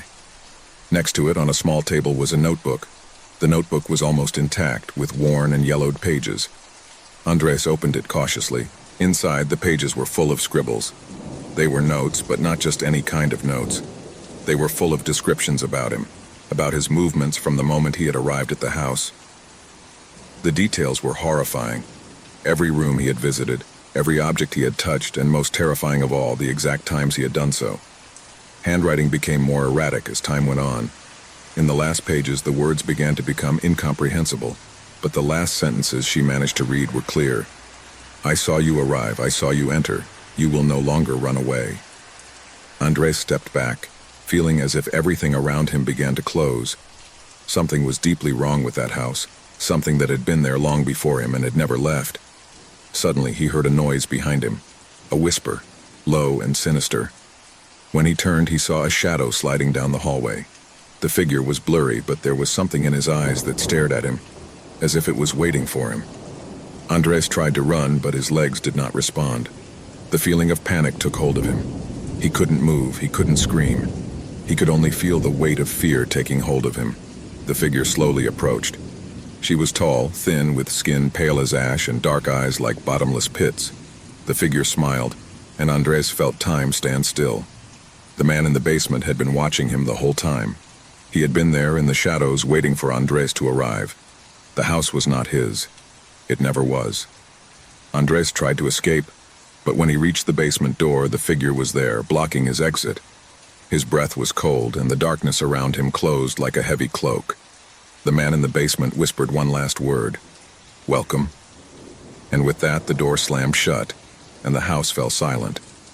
The presence that had been lurking all along vanished, and the house was left alone again, waiting for the next tenant who dared to discover the dark secrets it harbored. The icy desert wind blew hard, pushing the sand dunes into the darkest corners of the earth. The expedition of archaeologists had reached the end of their search, but none of them was prepared for what was about to be discovered. The mist kicked up by the wind hid what looked like a giant rock, but as it approached, a peculiar shape began to emerge before the team's eyes. Something buried, but visible, as if it were waiting to be found. The lead archaeologist, Marco Ruiz, was a man of great experience, but even he felt uncomfortable seeing that hidden tomb. It was unlike anything he had encountered in his career. The stone was marked by an inscription in an ancient language, one that he could not decipher but which somehow seemed to him close. The lines of the inscription formed enigmatic patterns that seemed to move, as if they took on a life of their own with the light of the lanterns. This is not in any of the registers, Marco said, his voice trembling with fascination and unease. This is something we've never seen before. The team began digging around the tomb. No one questioned what they felt because they were all too engrossed in the wonder of the find. But something in the air began to change, an invisible tension enveloping them as they dug up the lid of the tomb. The shadow seemed to lengthen with each blow, and the air grew thicker. However, the most terrifying moment came when finally, after hours of work, the sarcophagus was uncovered. When he opened it, a thick mist shot out from inside the tomb. It was a cold, almost gelatinous air that permeated his lungs instantly. None of them had ever seen anything like it before. Marco, driven by his own curiosity, reached out and touched the object that rested inside the tomb. Instantly, a wave of vision swept over him. The visions. The vision dragged him into total darkness. In the middle of it, there was an ancient and devastated city. The streets were empty, desolate, covered with dust. There were distant screams, murmurs echoing from the crumbling walls. Marco could not understand what he saw, but terror invaded him. He saw figures crawling among the ruins, diffuse shadows, as if they were beings caught in an endless cycle. Suddenly, one of those shadows approached him. The form was human, but with the skin covered in scars that seemed to be alive, pulsating as if something inside it was struggling to come out. His eyes were two pits of darkness, and a raspy voice murmured something that Marco didn't understand, but that froze him inside. Then the vision faded, but the images lingered in his mind. Marco looked around, desperate to regain his composure, but something inside him had changed. He knew that he had unleashed something that should not have been touched. One of his companions, Alejandro, approached to examine the object. Without hesitation, he touched it. As soon as he did, he fell to the ground, writhing. He screamed with an unearthly intensity, as if something was piercing him inside. A scream that sounded as if it were eternal, and that was repeated in his mind. The curse. With each passing moment, the curse began to seep into the lives of the expedition members. The days that followed were marked by strange events. Those who stood near the tomb began to experience episodes of unexplained terror. Some saw visions of the future, other times, memories of the past that they had never lived. They were all caught up in their own fears and heartaches, as if each was being haunted by something they could not escape. Marco began to lose control. At night, he saw shadows sliding down the walls of his tent. He felt the cold, clammy hands of someone touching him in the dark.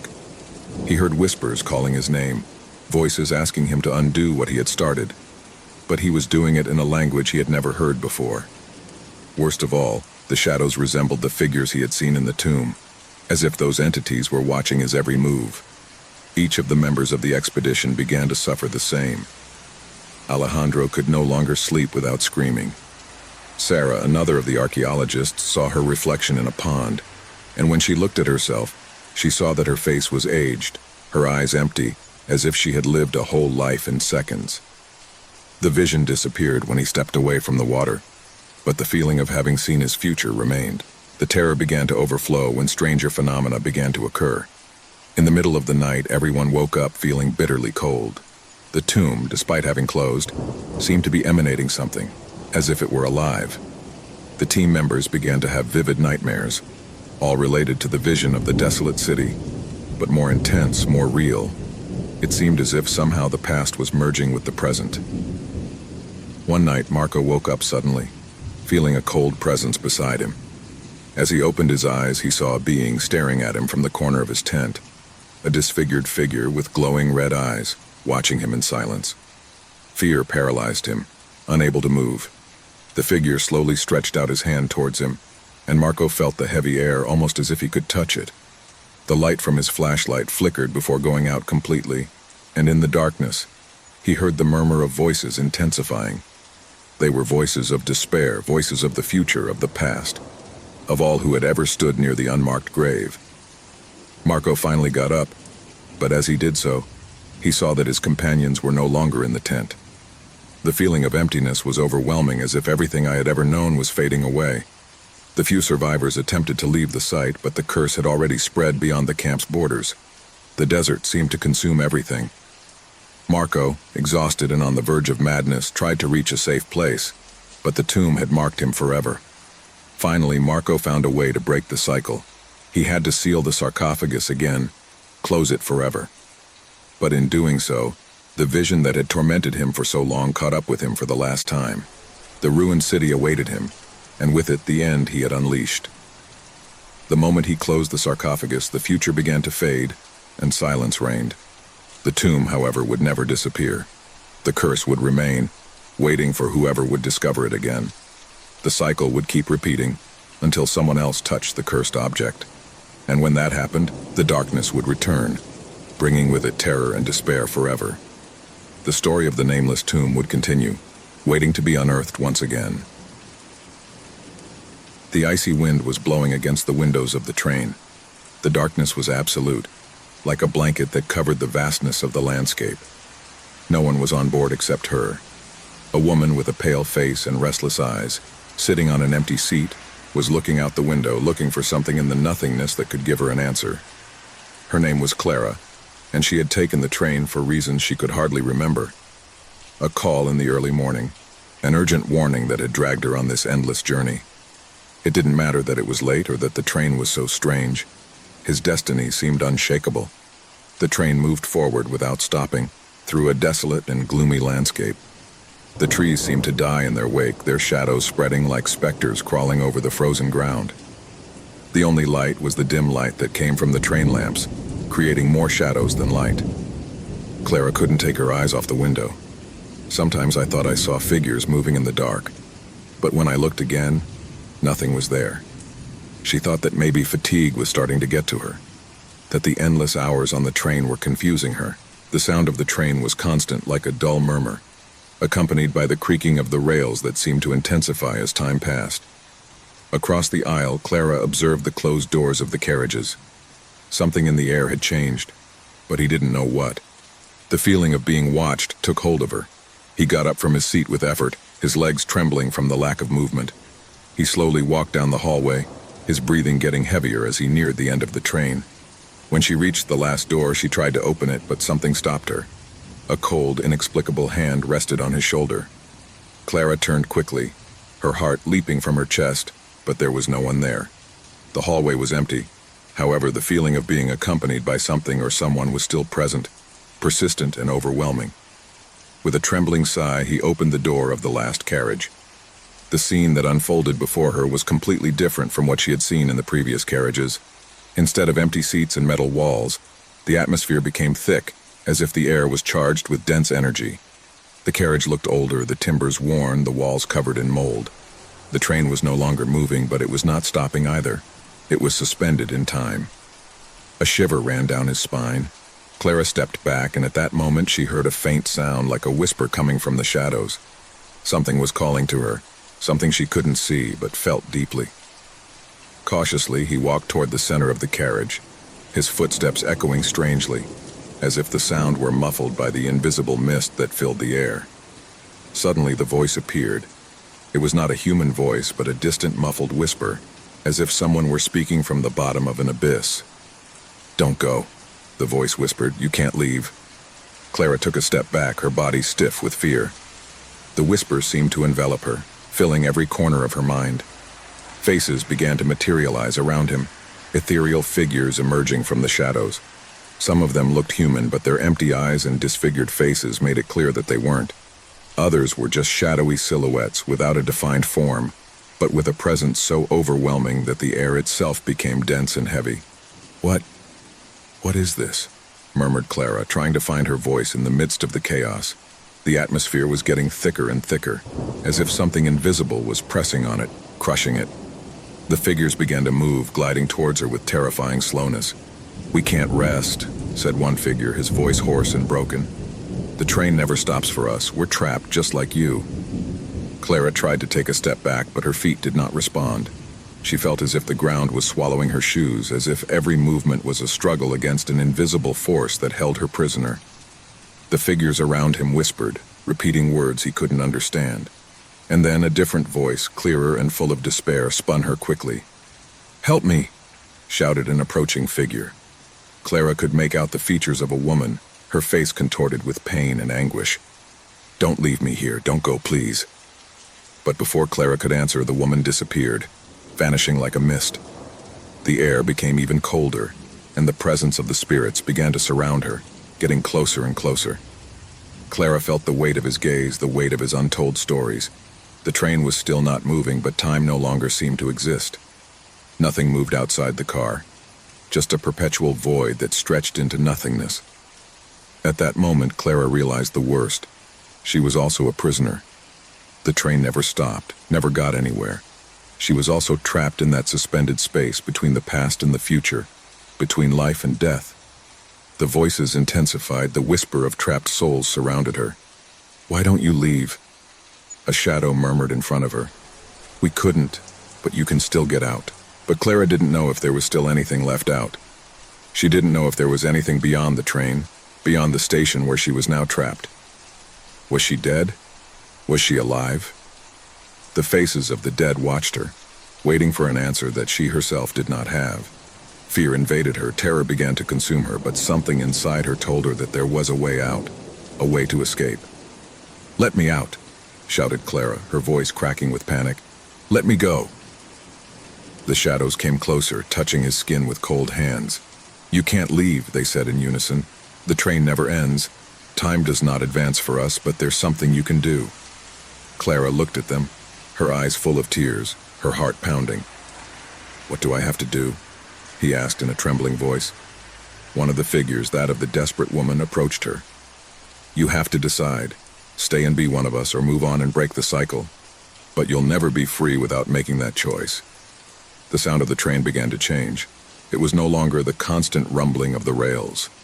Now there was a soft sound, like the rustling of fallen leaves. The station seemed to crumble around her as if the walls of the train were beginning to fade.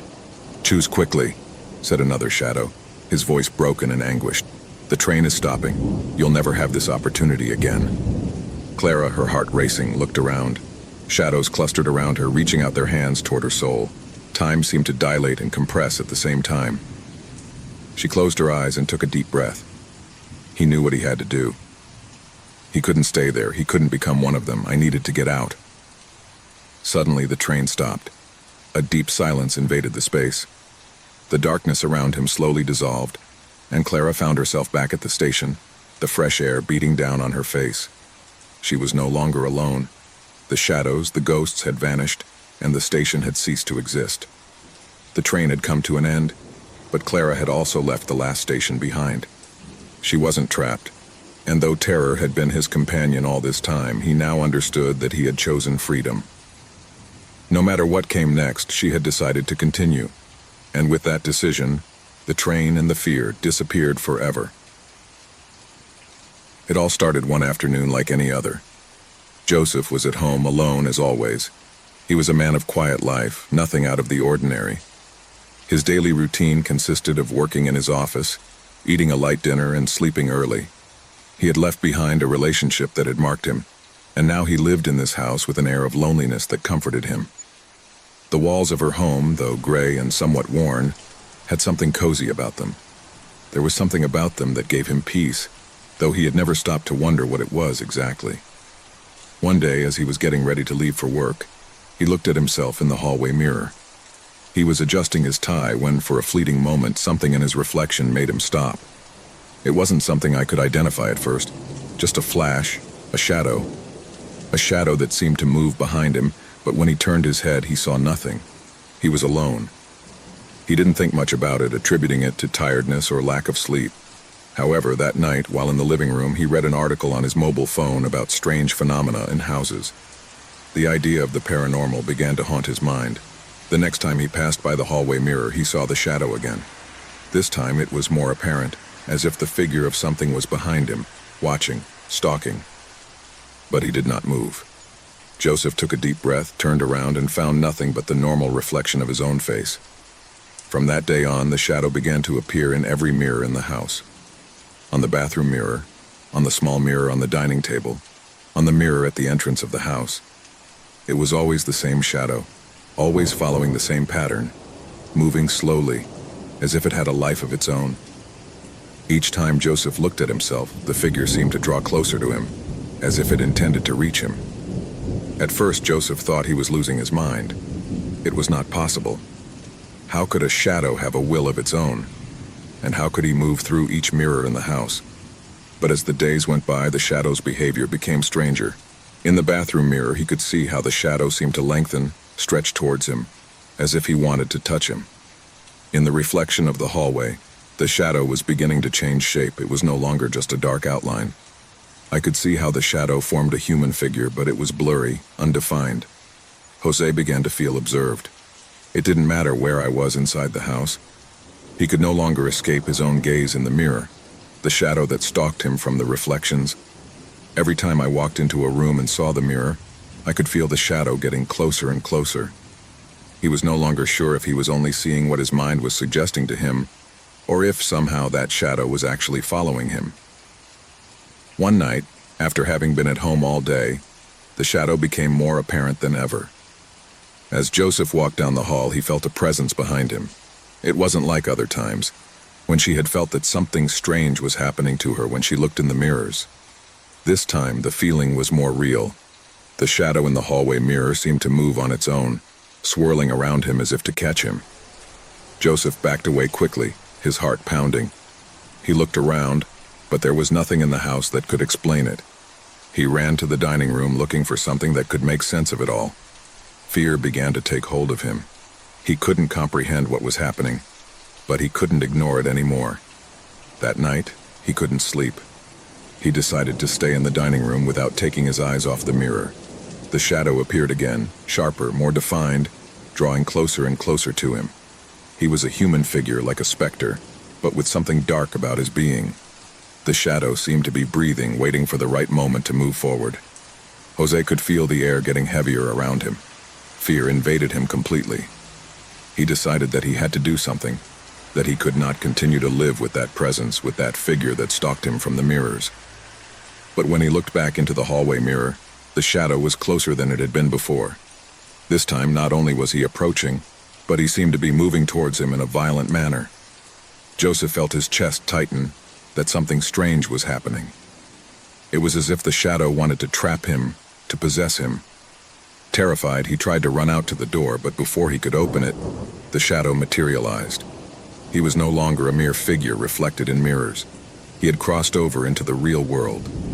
Joseph could see the shadow take on human form, a disfigured-looking figure with empty eyes and an expression of anger and despair. The shadow surrounded him, and he, in his utter panic, couldn't move. Terror had paralyzed him. He wanted to scream, but his voice choked in his throat. The shadow began to whisper in his ear, incomprehensible words as if he were speaking to him in an ancient language, one that Joseph had never heard.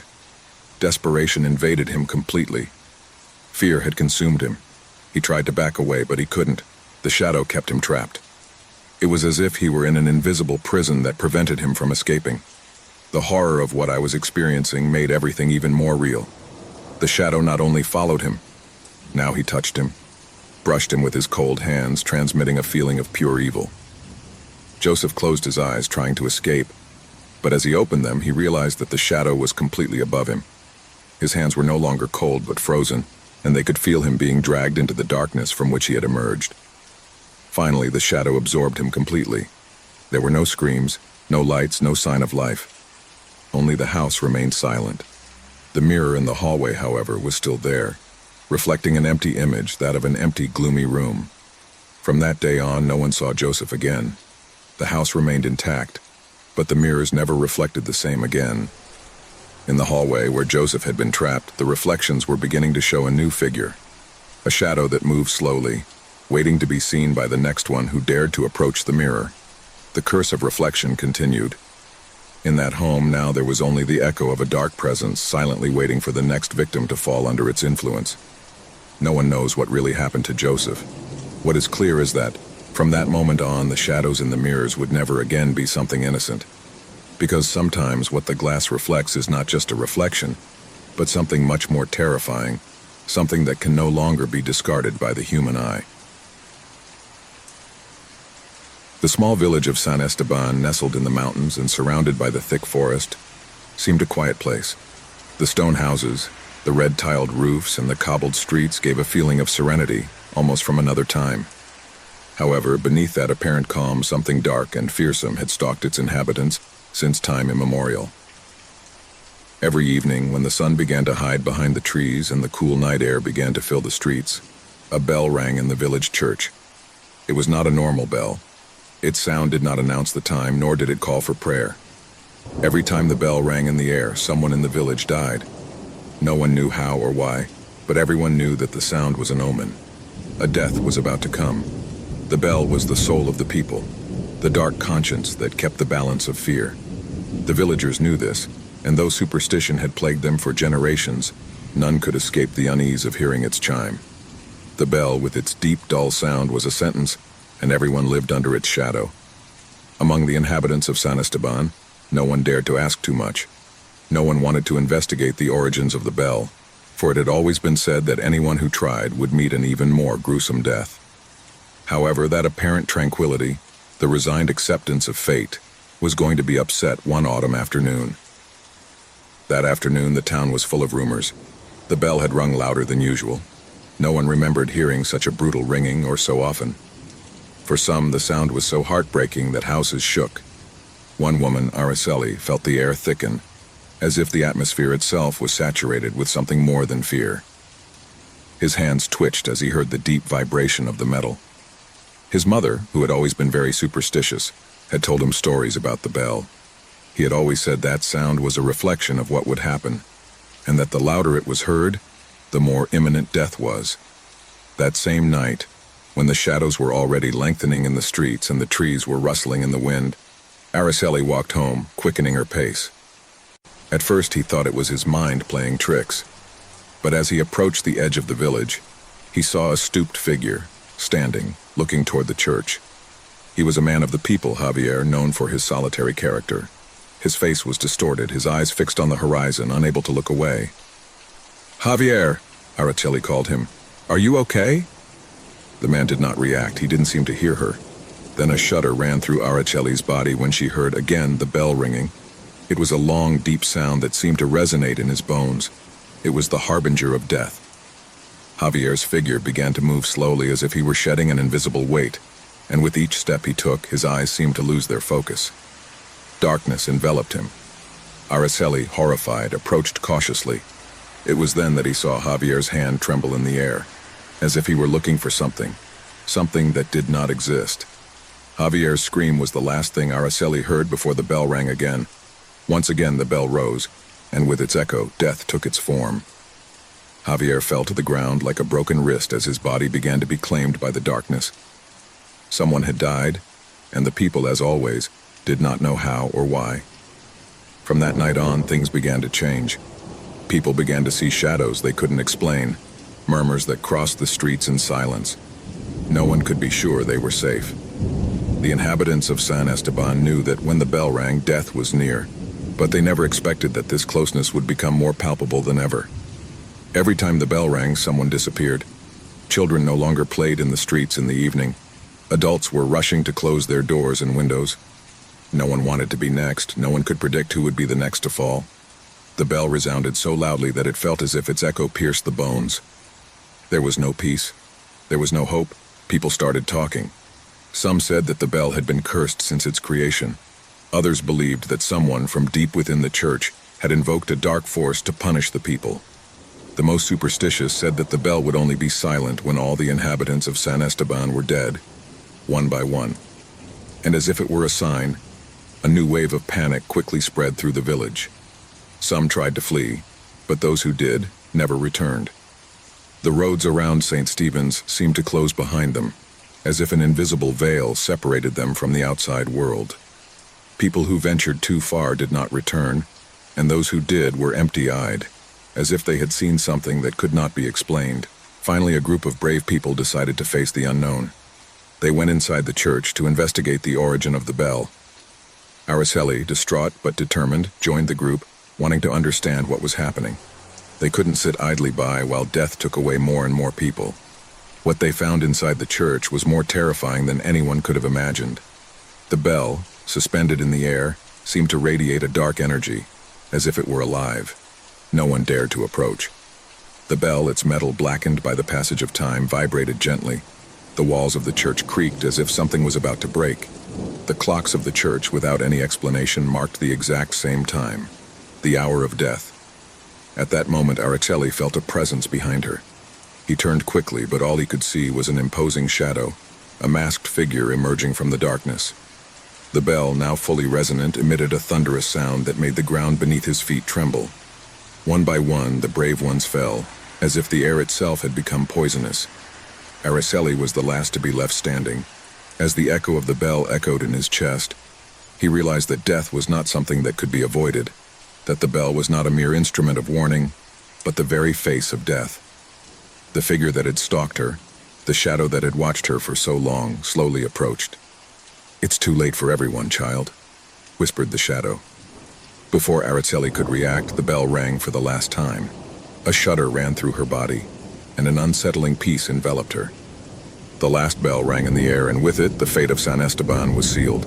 Death had claimed everyone. The campaign stopped, and everything was silent. The village had been consumed, and there was no trace of its inhabitants. The church was in ruins, the bell no longer sounded. But in the fog that surrounded the town, its echoes seemed to continue to resound. The town of San Esteban disappeared, but its history was never forgotten. The echo of the bell was still alive, waiting for the next victim, the next soul that crossed its path. Thus ended the last bell. The house stood lonely, surrounded by trees that seemed to whisper to each other with each gust of wind. Its facade, aged by the passage of time, crumbled to one side, but its structure remained imposing, like a shadow that hid forgotten stories. For Laura and her family, this place represented a new opportunity, a fresh start after years of hardship. They moved without much thought, attracted by the apparent tranquility of the countryside and the promise of a home that could offer them peace. It was a rainy Monday when they arrived, the water pounding against the windows furiously, but nothing seemed to break the solemn atmosphere around them. The mother, Laura, watched nervously as her children, Alan and Sophia, ran around the house exploring every corner while she organized the first boxes.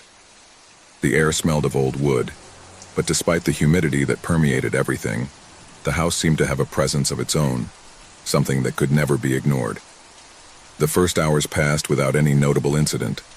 The children laughed, and Laura tried to organize the kitchen, which was larger than she had imagined. But soon they began to notice something strange: the echoes. At first they thought it was part of the place, that the old walls amplified the sounds, but the truth was much more terrifying. It all started when Laura called her children for dinner.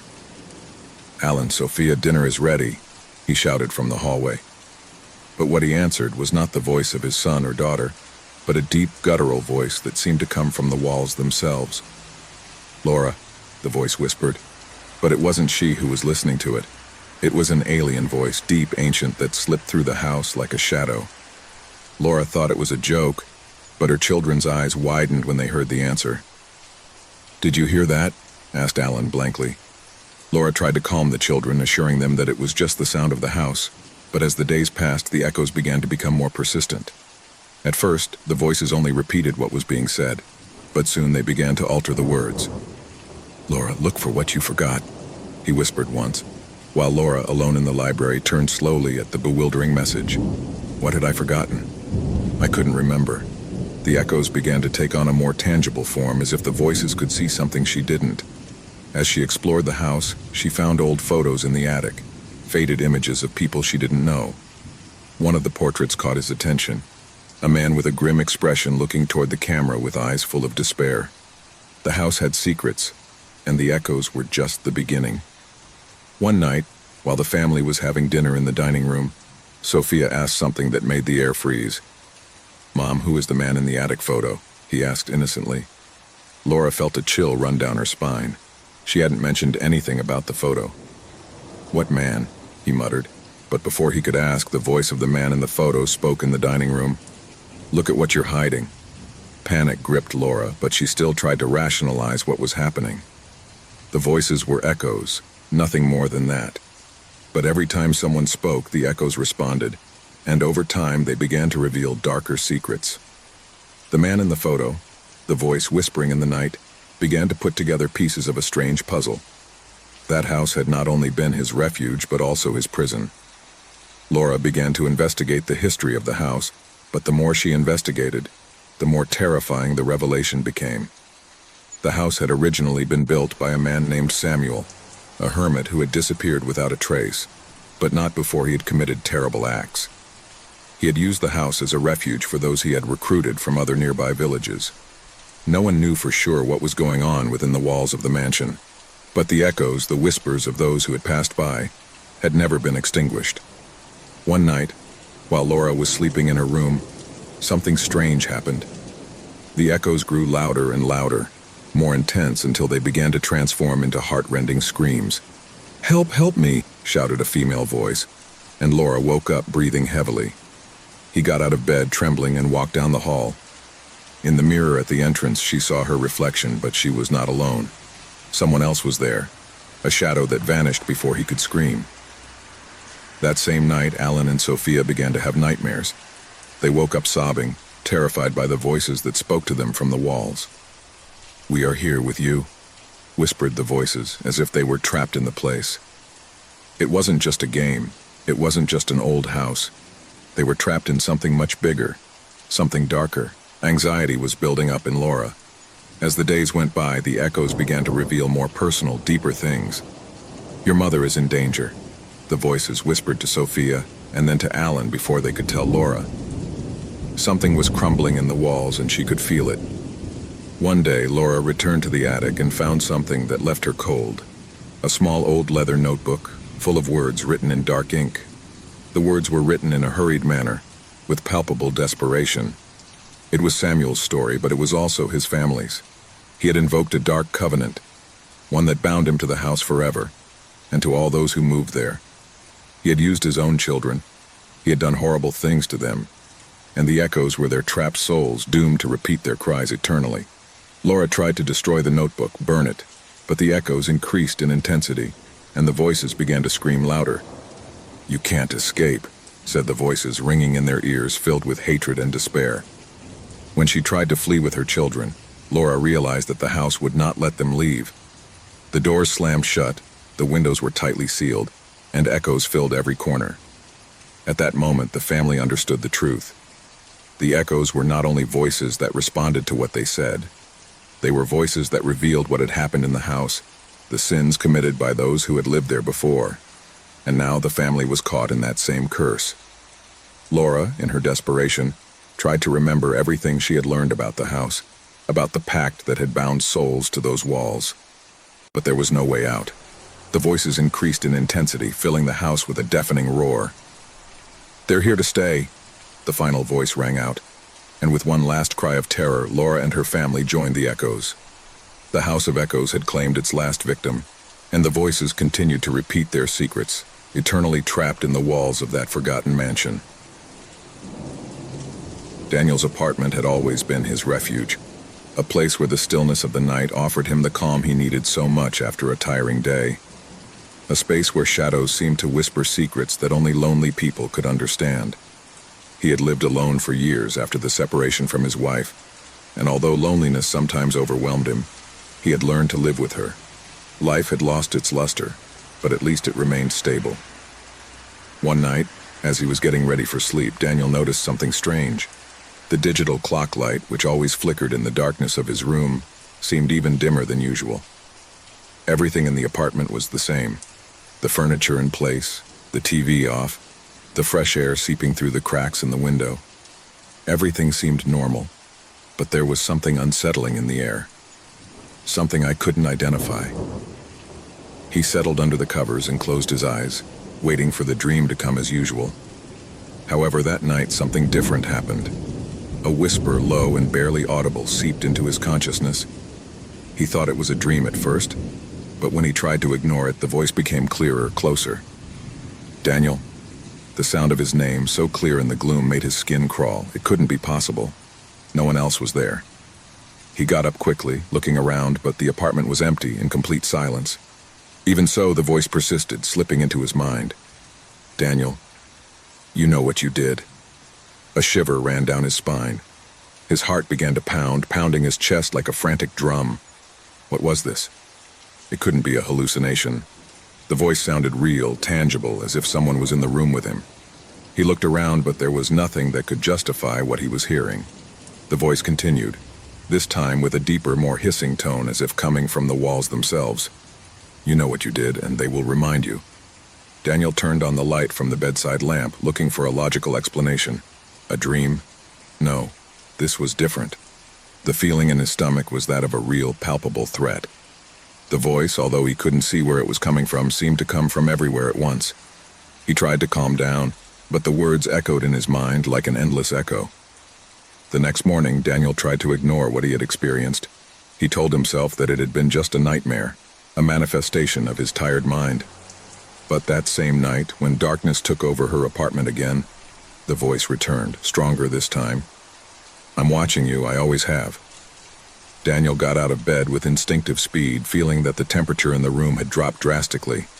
The air became dense, heavy, as if the space was narrowing around him.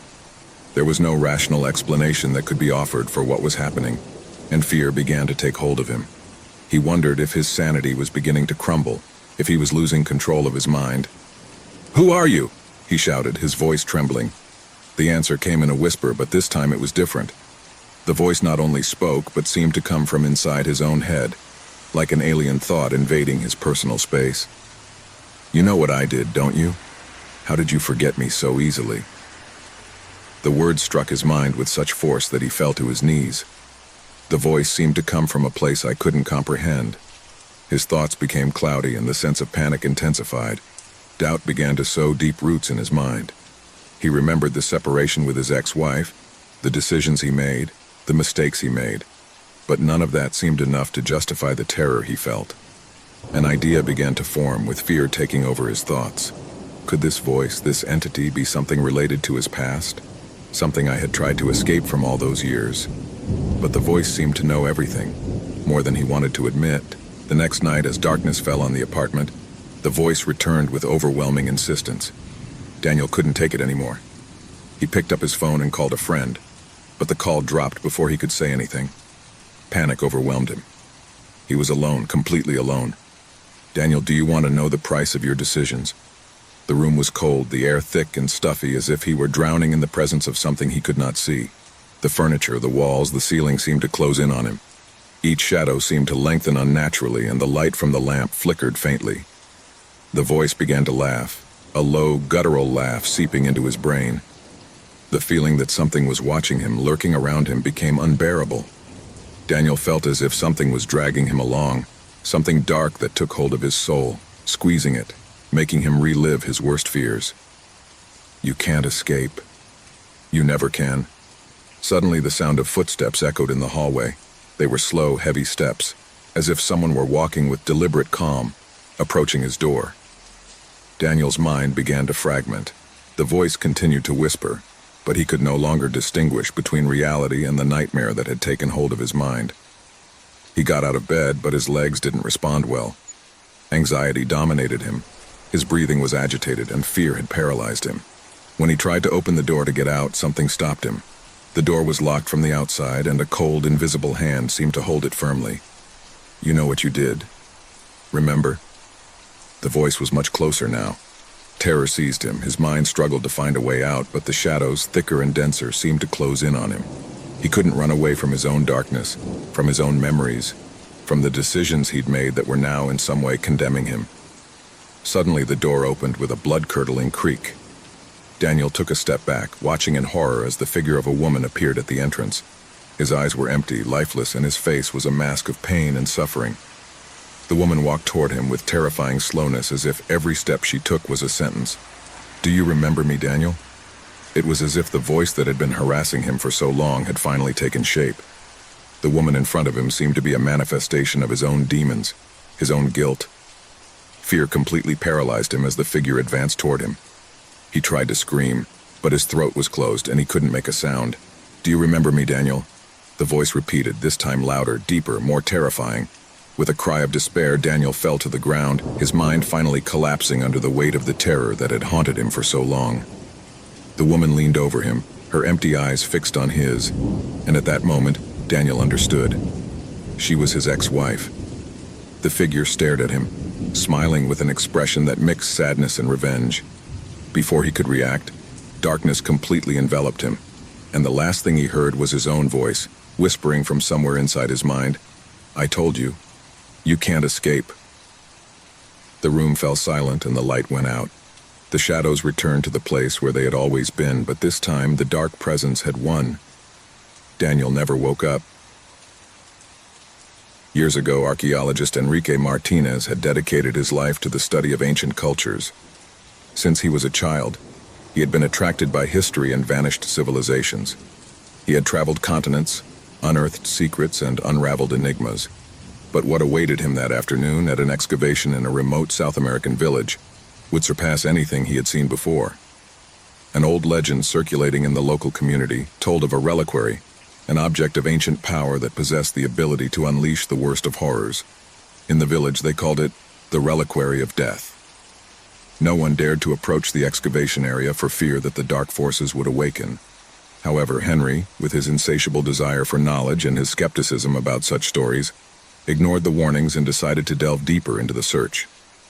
One day, after weeks of meticulous work, Enrique and his team discovered something they didn't expect. Among the rubble of a structure that dated back centuries, something metallic glowed faintly in the sunlight. At first, he thought it was just a piece of pottery, but as he cleaned it with great care, he soon realized that it was a locket, small but adorned with intricate engravings and strange symbols that seemed to move as he looked at them. With trembling hands and a mixture of excitement and caution, Henry grasped the locket. The piece seemed to have a life of its own. The aged gold shone in a way that hypnotized him. However, a shiver ran down his spine when, as he opened the locket, he felt a dark energy that was unleashed with a rumble that echoed in his chest. Suddenly, an icy air invaded the place, and the shadows seemed to lengthen, as if they wanted to devour him. Enrique took a step back, looking for the locket with his eyes, but it was too late. The evil had been released. Darkness took over his mind, and something inside him whispered, though he couldn't understand it. A heavy silence descended upon the camp. The men around him began to feel him, as if an unknown presence was stalking them, watching them from the shadows. That night, the first strange events began. The air grew heavier, the stars shone brightly, but they offered no comfort, only a warning. Enrique was alone in his tent when, suddenly, a feeling of extreme cold enveloped him. At first he thought it might be the wind, but he soon realized that it was not natural.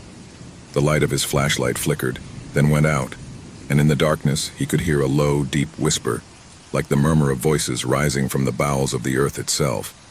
His hands trembled as he reached for his lighter, but as he did so, something stopped him.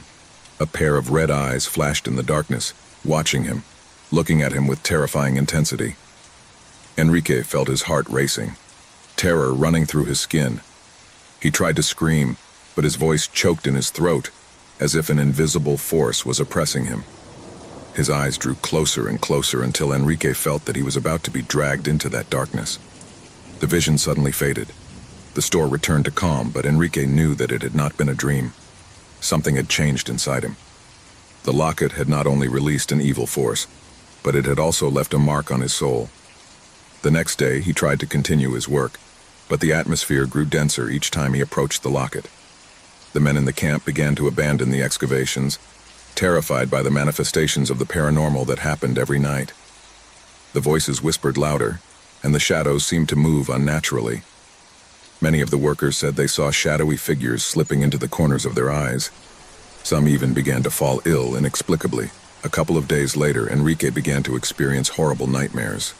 In his dreams, he saw a figure wrapped in a dark cloak, with red eyes and a sinister smile. The figure called him, invited him to join her, to follow the path to death. Every time I woke up, I felt like I wasn't alone. An invisible presence watched him, always close. One night, in an attempt to stop what he had unleashed, Enrique returned to the place where he had found the locket. He was determined to seal it again, to return it to the place where it belonged. But when he arrived, he realized that he could not do it. The shadows around him grew thicker and the air became thick as lead. Each step he took toward the locket, the stronger the pressure felt. It was as if the earth itself was alive, rejecting him. Finally, when he reached for the locket, something changed. The ground began to shake and a deafening sound filled his ears. It was the creaking of the bowels of the earth.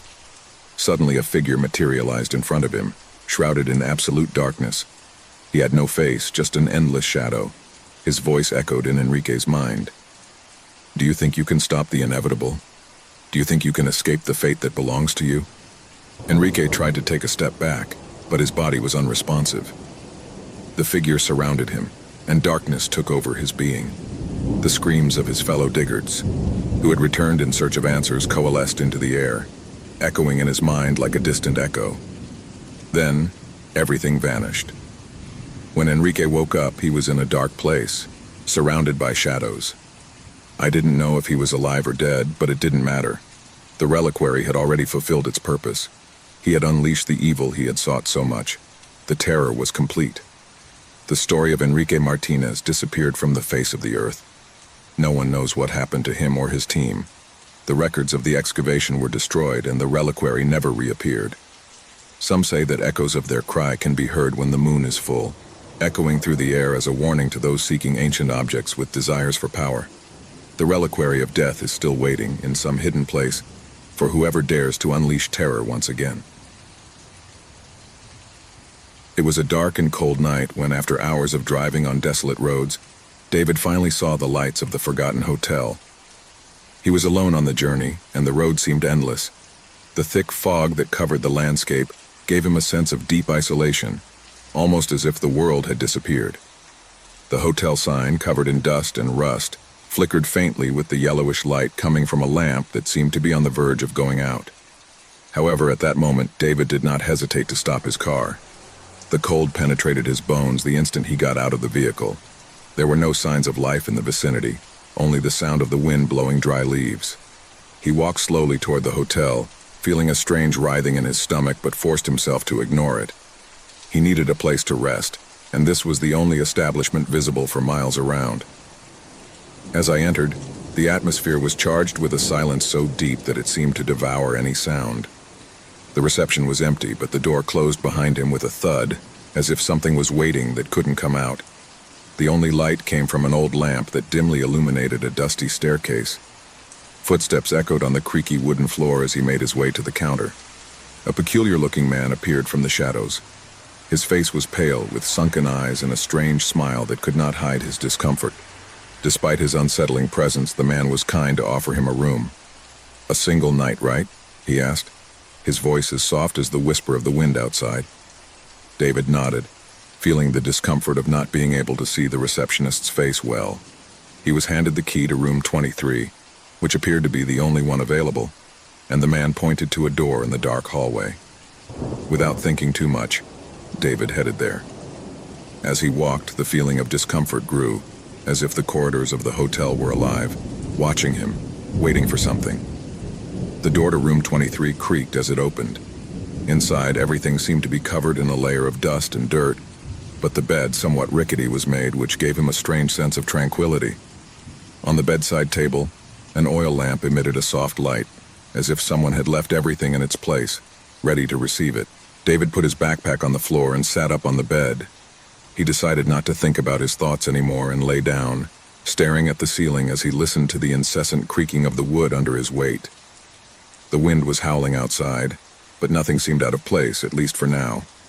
Gradually, his eyes closed, but before he fell into a deep sleep, he heard something. A whisper. It seemed far away, perhaps coming from the corridor, but he did not give it importance. As the night wore on, the sound became clearer, more insistent. It was a low murmur, as if someone were speaking in a low voice, barely audible but constant. David tried to ignore it and covered his head with his pillow. However, what troubled him most was not the whisper, but the feeling that someone else was in the room with him. The next morning, he woke up sweating. He had had a vivid nightmare filled with shadows and echoes of voices surrounding him. The sunlight barely came through the windows, but he decided it would be best to get out of there as soon as possible. However, when trying to leave, something strange happened. The door to the room wouldn't open. He tried to turn the handle hard, but it wouldn't move. A cold sweat began to run down his forehead as he felt panic wash over him. Suddenly, a soft, distant laugh could be heard behind him. He turned quickly, but no one was there. Fear caught up with him quickly and his breathing quickened. He started banging on the door in desperation. But when he looked down, something caught his attention.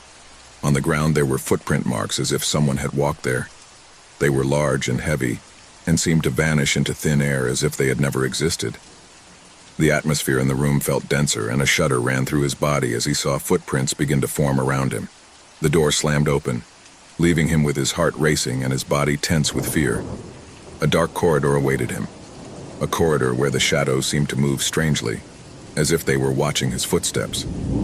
He advanced cautiously, fearing what he might find, but when he reached the end of the hall, he saw a figure. A man standing in front of the window, staring out. The man was of a slim build with a gloomy face, and his figure seemed to emanate a sense of deep sadness. David approached, but the man did not move.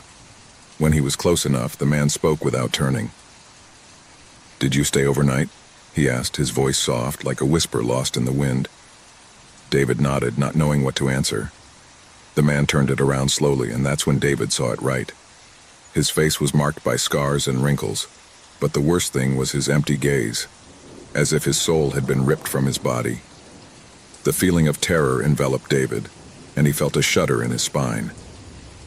"This hotel is full of shadows," the man continued. "Shadows of those who died here. No one leaves, no one escapes." David backed away, feeling the terror paralyze him. He wanted to flee, but his legs did not respond. The man began to walk toward him, and with each step his body faded further until he became a shadow, an ethereal presence surrounding David. "You're going to stay here with us, just like the others." The room began to darken around him. The light from the oil lamp suddenly went out, and the corridor was filled with twisted shadows, figures floating aimlessly, slowly moving towards him. The feeling of despair enveloped him. He was no longer alone. The place became a prison, and the shadows of the people who had died there surrounded it. "This place never closes," whispered the shadow, "and you won't go out either." David tried to scream, but his voice wouldn't come out. His whole body was paralyzed. The shadows enveloped him, and somehow he knew that his soul would be the next to be trapped forever. The doors of the hotel crashed shut, and the darkness consumed him completely. There were no more screams, only the eternal whisper of the lost souls that still wandered through the forgotten hotel. The wind was blowing hard that autumn afternoon when Clara arrived at the house. She had decided to call her new home. After months of a hectic life, of pain that he could not let go, he finally sat behind the wheel of his car, looking towards the horizon as the last light of the day slowly disappeared. The house was all he had left, a desperate option, a way to escape from everything he had left behind. He needed peace, some calm that would allow him to start over. The house was imposing in its antiquity, with stone walls that seemed to have stood the test of centuries. The glass windows were tall and narrow, as if they wanted to see the world but at the same time avoid it. The wooden door creaked as he pushed it open, and Clara felt a strange vibration in the air, a sense of something watching. He shook his head, trying to ignore the thought. Perhaps it was just the fear of the unknown, of what he had not yet had time to explore. At first, the days at home seemed normal.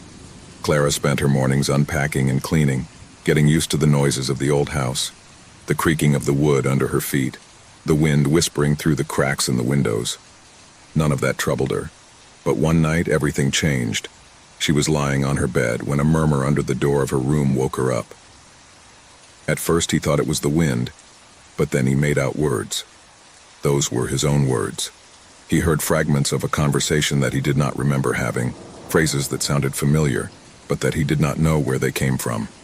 He got out of bed, his heart pounding in his chest. He approached the door cautiously, the heavy air of inexplicable tension. He opened the door slowly, but no one was there. There was no trace of what he had heard. A hallucination? She thought, taking a breath, but something inside her knew it wasn't. Panic began to slowly rise in his chest. The house was not normal. Something strange was happening. From that night on, the echoes continued. They were not always the same words, nor the same phrases. Sometimes echoes would come from the kitchen as she cooked. Other times they were in the hallway, muttering in a language she didn't understand, but somehow made her feel trapped, as if those voices were coming from a deep, dark place beyond the visible. She began to notice that the echoes were not only repeating what she had said in the past few days, but also what had not yet happened.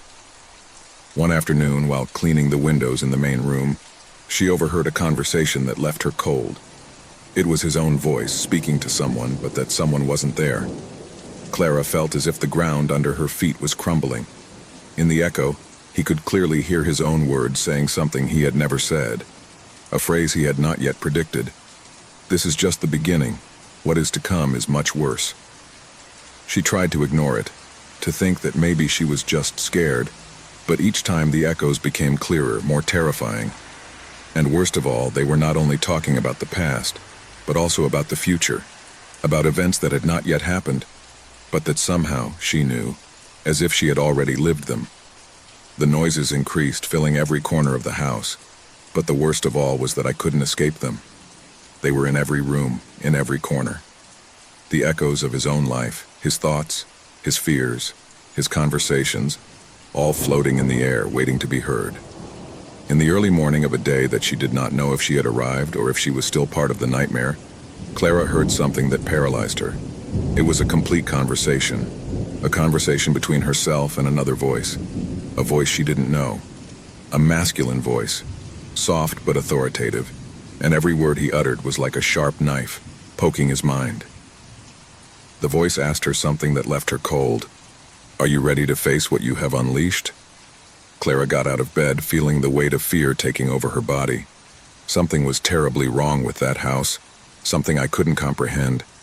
The echoes spoke not only of things that had not yet happened, but also of things that Clara had forgotten, moments that she herself had wanted to leave behind. Echoes of her childhood, of her family, of her first love. Everything was mixed in a whirlwind of memories and fears.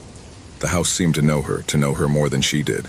And with each new echo, the more it took hold of his mind, the more reality vanished. One night, after having heard another frightful echo, he dared to go out into the back garden. He thought that fresh air could clear his mind, give him some clarity. However, when he arrived at the garden, he noticed something strange.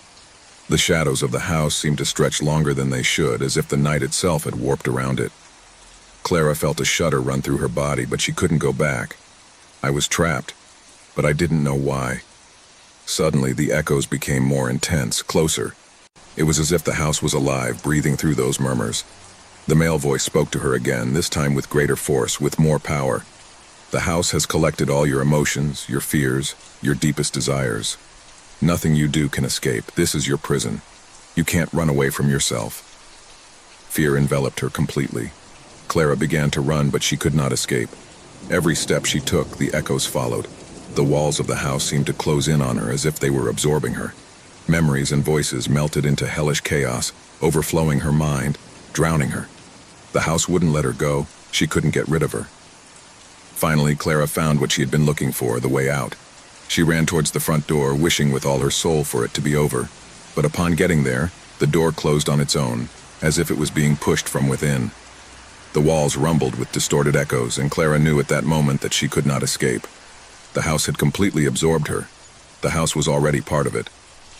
The last voice she heard before everything turned dark was hers, her words echoing in her mind with terrifying clarity. "I will never be able to escape this." The house, with its echoes, swallowed his soul, as it did all the souls that dared to enter its darkness. No one else came back in, but the voices continued echoing through the house, repeating the same phrases, the same memories, trapped in an endless loop. And so the House of Echoes remained, waiting for the next person who, like Clara, thought might start over. It was a gray afternoon, one that did not presage anything out of the ordinary. Jonas, a 34-year-old man, didn't usually think too much about the supernatural, nor did he believe in legends or ghost stories. His life was simple, structured. He had lost his wife a year ago in a car accident, and since then, he had dedicated himself to maintaining his daily routine, not wanting to look back too much. However, that day, something in the air seemed different. The fog seemed thicker, and the shadows on the walls seemed to move inexplicably. It wasn't the first time he'd seen strange things since Laura's death, but he'd never paid much attention to it. Until that day. Jonah had been looking for something to fill the void left by his beloved's departure, something to distract him from the heavy burden of memories that suffocated him every night. That's when he saw the sign. Antiquities of the West. The shop seemed to have been there for centuries, its facade aged and its windows covered in the dust of time. It was the kind of place that, if it weren't for curiosity, one would avoid. Inside, the air was dense, laden with quiet stories, with objects that seemed to whisper dark secrets. Jonah walked between the shelves, watching without really seeing, until something called him. A mirror, framed in an aged gold, with a design so intricate that it seemed impossible that it could have been made by a human hand. The reflection in the glass was strange. His face was not visible, only a faint distortion. His heart beat a little faster, and for an instant a chill ran down his spine. What kind of mirror was this? The store owner, a man with a wrinkled face and cloudy eyes, approached silently. "That mirror has a story," he said, his voice raspy as if coming from the bowels of the earth. "They say it's been passed from hand to hand, and every time the person who owns it sees things they shouldn't see." Jonah looked at him, skeptical. "Little things like what?" "Figures, presences," murmured the owner. "Figures who are not in the room, but who are getting closer. Some called it the mirror of death, but everyone has their own experience with it." Jonah laughed, uncomfortable, not really believing what the man was saying. "How much does it cost?" The owner smiled unsettlingly. "It's a valuable object, but if you really want it, I can leave it to you for a reasonable price." Jonah paid without much thought. Perhaps in his subconscious, what he was looking for was not just the mirror, but something that would disconnect him from his pain, something that would distract him from his constant feeling of emptiness. He took it home that same afternoon, placing the mirror in the main living room, just in front of the window where the shadows at nightfall could play with the reflections. The first night, Jonah didn't notice anything strange. He sat in front of the mirror several times, watching the reflection of the furniture and the fading light outside the window. But something began to change the next day. The image reflected in the mirror seemed altered. It wasn't obvious at first, but when I looked closer, I could see fuzzy shapes that didn't belong in the room, shadowy figures of subtle, barely discernible movements. He thought it was his mind, affected by fatigue, playing tricks with him. But the following nights were different. The figure began to be clearer. At first, it was just a human-shaped shadow that was silhouetted on the glass. Then it seemed to move, getting a little closer each night. Jonah, who had always been logical, rational, began to feel uncomfortable. I couldn't stop looking at the mirror. He couldn't help but feel that something was watching him from the other side of the glass. It was not a simple reflection. It was not a dream. The figure in the mirror had vague outlines, but it was evident that it was a person, tall, thin, with a dark cloak. At night, the shadow seemed to move with an eerie slowness, moving slowly, almost at the same pace as his breathing. Jonah closed his eyes one night, but he couldn't help but open them. The figure was closer, now barely a meter away from him in the reflection. His mind struggled to rationalize what he saw. It's just a trick of light, he thought, but he couldn't look away. There was something in that reflection that held him captive. Panic began to settle in his chest every time he approached that mirror. Why couldn't he get away? Why did he feel that something was drawing him to him, as if he was being called from another world? As the days passed, the figures in the mirror became clearer. He was no longer just a shadow. She was a woman, ethereal-looking, with long hair that seemed to float around her. His eyes, empty with emotion, watched Jonah with an intensity that paralyzed him. Sometimes he could hear whispers, though he couldn't understand the words. They seemed to come from everywhere and yet from nowhere at the same time. It was as if the air itself were impregnated with a cursed prescription. Jonah tried to cover the mirror, but every time he did, he woke up the next day to find it uncovered, as if nothing had happened. The figure in the mirror not only got closer each night, but it seemed more alive, more real. Somehow she knew that he was watching her, that he felt her, and when he looked at him, she would get a step closer. One night, Jonah decided not to sleep. He spent hours staring at the mirror, waiting to see what would happen if he didn't close his eyes. The figure, that spectral woman, began to move quickly. As soon as the clock struck midnight, she began to rise, and Jonah could see his hands reaching out to the glass. The shadow, or whatever it was, touched the mirror and the glass froze. The air became dense, heavy, as if time itself had stopped. Jonah got up in terror and took a step back, but it wasn't enough. Suddenly his body was paralyzed. The contours of the figure in the mirror began to overflow, stretching, taking the form of a human silhouette slowly emerging towards him. The woman in the mirror was no longer just a shadow. I was there, standing in front of him, as if I had gone through reality itself. What are you?" Jonah managed to whisper, his lips dry. The woman did not answer, but raised her hand. An absolute cold ran through his body. His vision began to blur. Suddenly, Jonah understood. The mirror didn't just show reflections, it was a portal. A portal to the other side, a step towards death. And that figure, that entity, had been waiting for him. Terror overwhelmed him, but he couldn't move. He couldn't scream. The woman raised her other hand, pointing to the mirror. Reality began to crumble, and Jonah felt the essence of his being slowly drain away. The figure smiled at him, an empty smile that ran cold in the blood. And in that instant, Jonah knew that he could no longer escape. The house that had been his refuge was now his prison, and the mirror was his sentence. The woman touched him, and the darkness absorbed him. There was no shouting. There was no resistance. Just an endless emptiness. The next morning, the antique shop closed. The owner disappeared, and the mirror again became part of the store. No one knew who had bought it this time. No one could guess who would be the next victim of the mirror of death, because the mirror did not forget. It was a dark, cold night, with the wind rustling through the branches of the trees, and the lights of the city barely illuminating the distant horizon. The journalist, Samuel Lopez, was prepared for what he hoped would be one more story in his career. He had covered stories of all kinds, from political scandals to crime events, but nothing had prepared him for what he was going to experience that night in the old San Antonio asylum. This place, abandoned more than 3 decades ago, was known in the city for the strange disappearances that occurred at the end of the 70s. For years, it was rumored that patients at the asylum had disappeared without a trace. No one knew what exactly had happened, but the stories circulating spoke of shadows, murmurs in the hallways, and inexplicable presences. Samuel had heard of all these legends, but to him, none of it was anything more than superstitions. He wasn't afraid, but he couldn't deny that something about the atmosphere that night made him uncomfortable. With his flashlight in hand, he advanced through the neglected garden of the asylum. The rusty iron doors creaked as they opened, as if the building itself were waking from a long sleep. Samuel went in, and a shiver ran down his spine.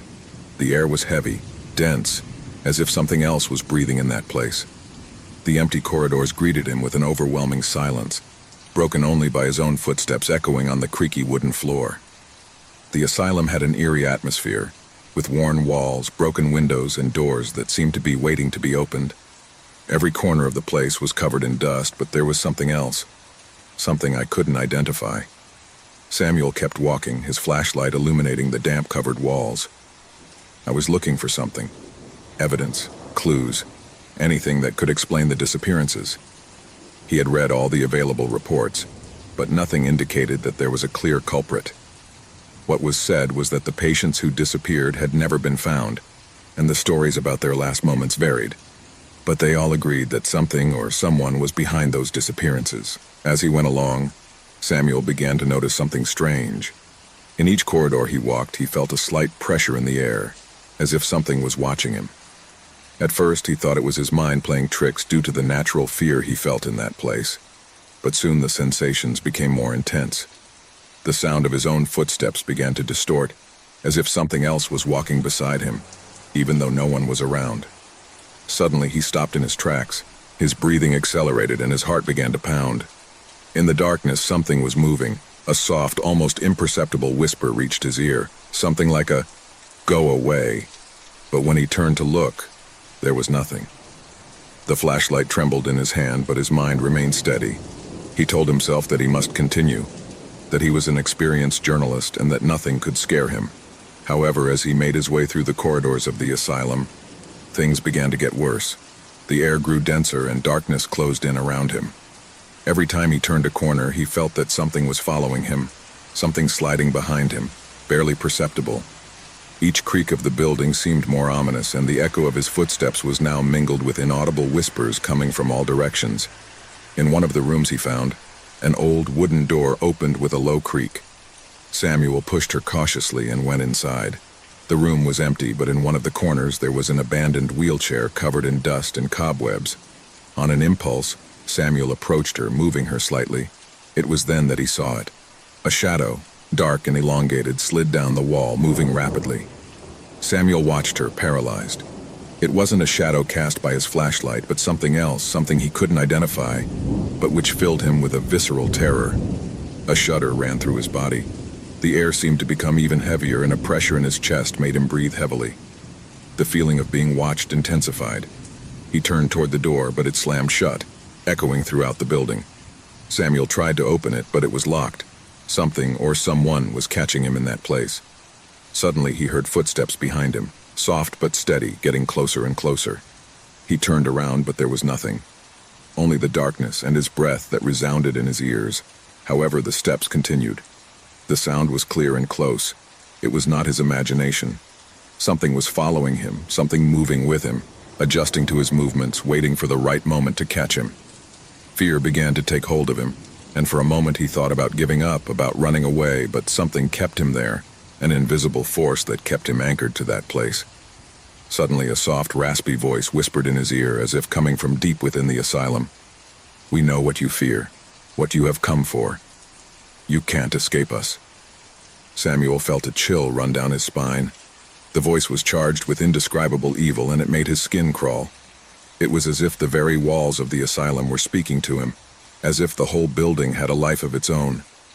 With his eyes bulging, Samuel began to run, banging on the walls and opening doors desperately. The corridor seemed to lengthen endlessly, and the doors he was trying to open were closed. The building wouldn't let him escape, as if he had absolute control over it. The footsteps continued to echo in his back, getting closer and closer, until a cold sweat covered his forehead.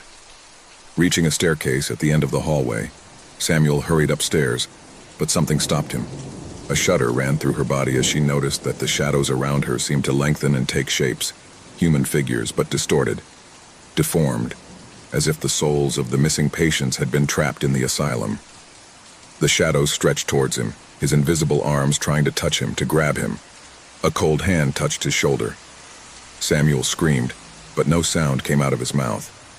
He turned quickly, finding himself face to face with a pale figure, empty-eyed and a face twisted with suffering. The figure smiled, and its lips slowly parted, revealing a row of sharp teeth. Fear paralyzed Samuel. He couldn't move. He couldn't think. He could only watch as the figure watched him, as if he was devouring him with his gaze. "You're in our house now," the figure whispered in a deep, guttural voice, "and you can never leave." The darkness enveloped him completely, and Samuel disappeared into the shadows like all the others before him. The next day, journalists and police arrived at the asylum after receiving an anonymous call. They found his recording equipment on the ground intact, but Samuel had disappeared without a trace. There were no signs of a fight, or that he had fled. All that remained was the feeling that something terrible had happened that night, and that the entity that inhabited the asylum was still there, waiting for its next victim. Samuel Lopez was never spoken of again, but those who dare to approach the doors of the San Antonio asylum claim to hear the footsteps of someone else walking in the shadows. The house was quiet, as was to be expected at that time of night. A deep, almost oppressive silence that invaded every corner of the house. Joseph was in his bed, staring at the ceiling, unable to sleep. Since his wife, Anna, had died, everything had changed. The house was no longer the same, and the emptiness left by it was unbearable. Everything in her life seemed to have a gray tinge, a sense of loss that couldn't be dissipated, no matter how hard she tried. Every night in her bed, she felt that something was missing, something that she could never recover. That night, however, the air was different, heavier. The clock struck 3 o'clock in the morning, and Jose still couldn't find comfort. Suddenly, the phone began to ring, interrupting the stillness. It was an unusual sound in the house, as rarely did anyone call him at that hour. The sound of the ringing of the call was almost deafening in the silence, as if it was marked by some kind of foreshadowing. Jose, confused and somewhat frightened, sat up on the bed and looked at the phone. He didn't recognize the number on the screen, but something inside him made him feel like he had to answer. Maybe he thought it was a mistake, some kind of joke from someone playing on his pain, but the truth was that he was too curious and at the same time scared to ignore the call. Breathing heavily, he picked up the phone. "Hello," he said, his voice trembling, hardly knowing why he said it. At first, there was only absolute silence, as deep as there was in the house. Joseph frowned, wondering if it was a joke, until he heard a soft breath as if someone was on the other end of the line. A familiar breath, but one that I did not fully recognize. It was trembling, somewhat broken breathing, as if she were struggling to stay calm. And then the voice, soft and muffled, emerged into the earpiece. The voice that Joseph never thought he would hear again. The voice of Hannah, his late wife. It was unmistakable. "Jose, help me." The whole world stopped for an instant. His heart stopped in his chest. Anna's figure, her image, her voice had disappeared from her life months ago. But now, somehow, she was back. The feeling of terror invaded him completely. Was it possible? How could it be her? "Anna, no, this can't be happening," he said, his voice trembling, feeling his mind fogging up, but still clinging to the idea that it might be a hallucination or some kind of trick. "Jose, please help me. I'm trapped. I can't get out," Anna's voice told him with palpable desperation. Joseph looked around the room as if expecting to see something, some hint that he was dreaming. Everything was in place. Everything seemed normal. But the feeling that something strange, something dark, was beginning to settle over the house did not leave him calm. The call continued, and his wife's voice did not stop asking for help. Panic began to rise through his chest, choking his breath. I didn't know what to think, what to believe, but I had to do something. "Anna, where are you? What's going on?" he asked, almost begging, looking at every corner of the room as if she could appear out of nowhere in front of him. In the house," replied the voice, which now sounded more distorted, more trembling, as if something were interfering with the communication. Anne's voice died briefly away, and Joseph could hear some strange noises in the background, low noises as if someone is walking through the house. His breathing quickened and his hands began to sweat. Was he listening to what he thought he was hearing? "Who's there?" he asked, almost unable to articulate the words. The response was a low laugh, a deep, malevolent sound that chilled Joseph's blood. It was a laugh that didn't belong to his wife, but to something else. Something he couldn't understand. Something that had no form. A shiver ran down his spine. The phone began to emit a series of strange sounds as if the call was being interfered with by something else. And then the voice returned, but now it was much deeper, more ominous. "Jose, don't go. Don't go." The warning only intensified the fear in his chest. Something was wrong. Something dark and sinister had taken the place where he had previously lived with Anna. Joseph got out of bed, the phone still pressed to his ear, and with slow steps, began to walk toward the bedroom door. The sound of the ringing of the call, the buzzing on the line, followed as a constant reminder that something was wrong. Every step he took toward the door was a struggle, a battle between the fear that built up inside him and the need to understand what was happening. He sat on the edge of the bed, then got up again, and with trembling hands began to walk down the hall. The house was dark, as it always was at that time of night. Every creak of the floor beneath his feet seemed to resonate as a sign that something was lurking in the shadows. The house, which had once been his home, now seemed a strange and uninhabited place, full of presences that could not be seen, but that were felt in every corner. With the phone still in his hand, Jose approached the lobby and saw something that made him stop in his tracks. A figure was gliding down the dark hallway, a figure he couldn't clearly distinguish but which looked familiar. It seemed to be flowing, as if it wasn't walking but rather gliding. He couldn't see his face, but he felt the presence, as if that figure was watching him. "Anna, is that you?" he said, his voice trembling as if he were looking for some kind of comfort, something that would give meaning to what he was experiencing. The figure paused for a moment and then faded into the darkness. Fear filled Jose's chest, but even with the phone in his hand, he could not take his eyes off the hallway. A loud knock on the front door broke the silence, a sound so loud that it echoed throughout the house. Joseph took a step back, scared. as his mind tried to process everything that was happening. He slowly approached the door, his breathing being the only thing he could hear. When he reached the door, an icy cold ran through his skin, and a shudder shook him completely. He opened the door cautiously, but there was no one on the other side. Nothing, just the cold night wind. He looked back into the house, and that's when he saw him. In the hallway, a face that belonged to someone who couldn't be real. It was not Anna's face or anyone he knew. It was something else, something moving towards him, slowly approaching. The face was pale, lifeless, with eyes that seemed empty, but with an expression of despair. The hair was messy, and the mouth, which moved slowly, uttered words that Joseph could not understand. At that point, the call was abruptly cut off. The phone fell from his hands, and he stepped back, staring in horror at the figure fading into the darkness. The house was quiet again. Too much silence. As if everything was suspended in the air, waiting for something else to happen. Joseph, paralyzed by fear, did not know what to do. Was his mind playing a cruel joke on him? Was it a dream? No, what I was experiencing could not be real, but the feeling that something dark had invaded her home was so strong that she couldn't ignore it. He felt a cold presence, the feeling that he was not alone, and at that moment he understood everything. The call, the figure, the voice of Anna. She hadn't been asking for help. She had been a warning. The house was now being occupied by something else, something that should not be there. The door to the hall slammed shut. The lights flickered and went out. Joseph looked around, completely surrounded by darkness. He was no longer alone. The antique shop was hidden in a narrow, dusty street, almost impossible to find if you didn't know exactly where to look.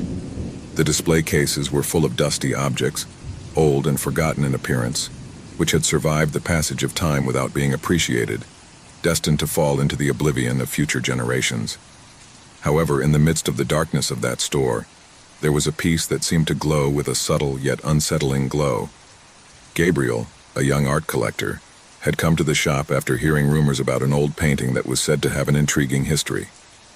The owner of the shop, an older man with an enigmatic look, received him in silence and led him to the back, where, on an easel, was the painting that had attracted Gabriel's attention. It was a medium-sized painting, with a scene showing a family gathered around a table. The painting was beautiful, with impeccable technique, but there was something about people's faces that I couldn't decipher. Something in those empty eyes and that frozen expression troubled him deeply. The background was gloomy, as if a thick dark fog was sliding across the scene, enveloping everything in an air of despair. Gabriel couldn't help but feel a strange attraction to painting. Although his friends and colleagues at the art gallery warned him, something inside him told him that the piece should be his. The price asked by the old owner seemed derisory for a work of such quality, and despite the old man's non-verbal warning, Gabriel did not hesitate to make the purchase. Once at home, the painting was carefully placed on the main wall of the living room, right in front of the fireplace.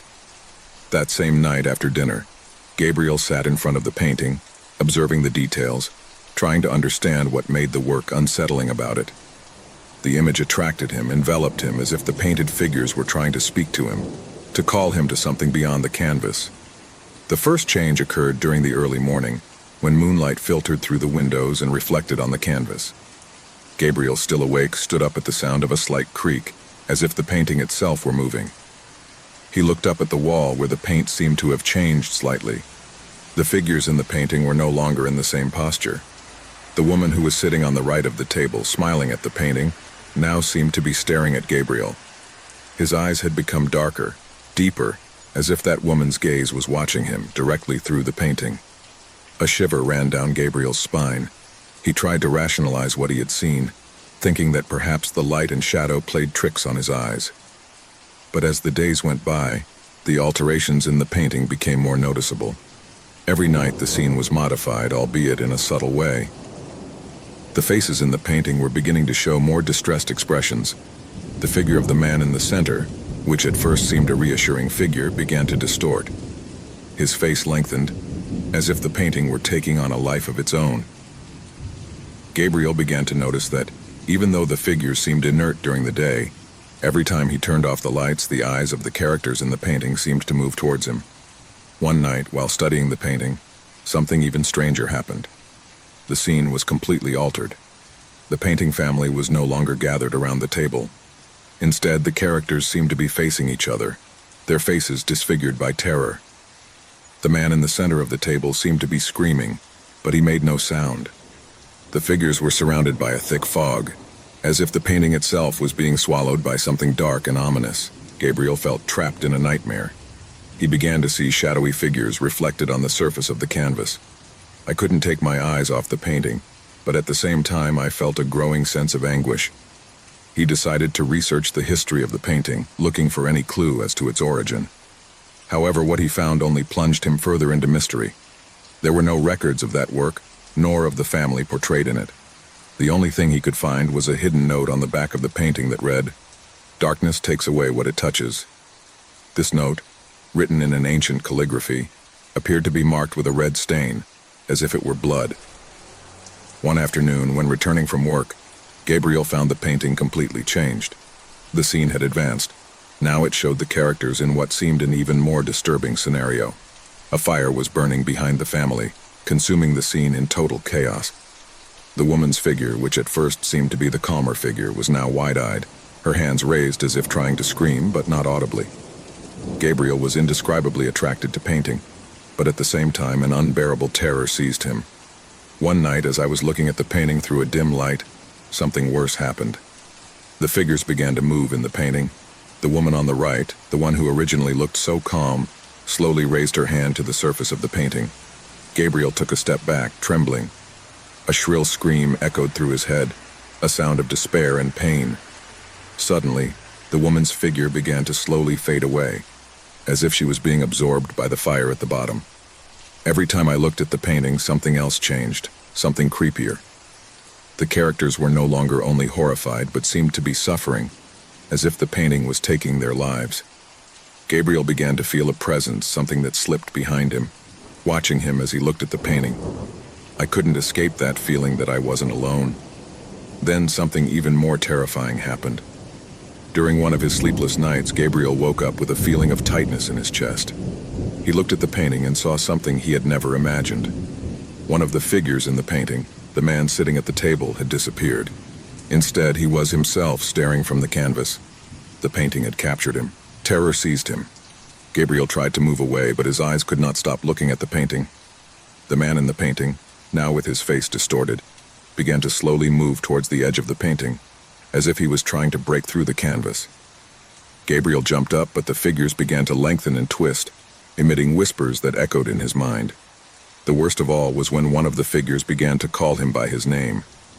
Gabriel heard clearly the whisper of his own voice emerging from the painting. "Gabriel, come here." The feeling of despair completely invaded him. His mind became cloudy, and fear consumed him. He ran to the door, but when he tried to open it, the painting seemed to come to life. His eyes full of terror looked at him, and he felt that he was being pursued. The figure of the man in the painting, now with a macabre grin, began to stretch towards him, as if trying to reach for him. Gabriel could not escape that oppressive atmosphere. The man in the painting drew nearer and nearer until, with a last cry, he disappeared from the canvas, leaving only the dense fog that enveloped the scene. Suddenly, everything in the room went dark. Painting was no longer just an image on the canvas. Gabriel could no longer distinguish between the real world and the painting, as if the painting had completely absorbed him. Fear, terror, and despair surrounded him, as he watched the scene of the painting slowly unravel, taking with it the only reality he knew. The painting had served its purpose. The sun was beginning to set, bathing the trees of the forest in a golden light that promised a quiet night. A group of friends had ventured into the heart of the evergreen woods to enjoy a weekend of camping. 4 young people, inseparable since childhood, had decided to disconnect from the demands of daily life and immerse themselves in nature, seeking to escape from the routine. A campfire crackled in the center of his makeshift camp, surrounded by the dark shadows cast on the ground by the treetops. Laughter echoed through the tree trunks, but something beyond laughter and stories began to spread through the air.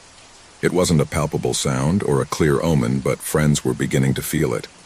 Like an invisible presence watching them lurking from the thicket, Lena, the most outgoing of the group, had decided to explore the terrain a bit while the others pitched their tents. He walked aimlessly, his flashlight illuminating only the immediate surroundings. Soon he found himself in a clearing where the trees opened up, revealing an empty space in which the wind blew with unusual force. It was there that he saw it. A child standing in the middle of the clearing, staring at her. Lena stopped, surprised. The boy didn't look more than 10 years old, his clothes dirty and frayed, as if he'd been wandering in the woods for weeks. "Hello?" Lena asked in a soft voice, although her instinct told her that something was not right. The boy did not respond. He didn't move even a little. Lena felt a strange discomfort, but she forced a smile and took a step towards him. The boy didn't seem to be afraid of the light of his flashlight or its presence. In fact, his gaze was fixed on Lena, as if he was waiting for something, as if he had been waiting for someone. "What are you doing here alone?"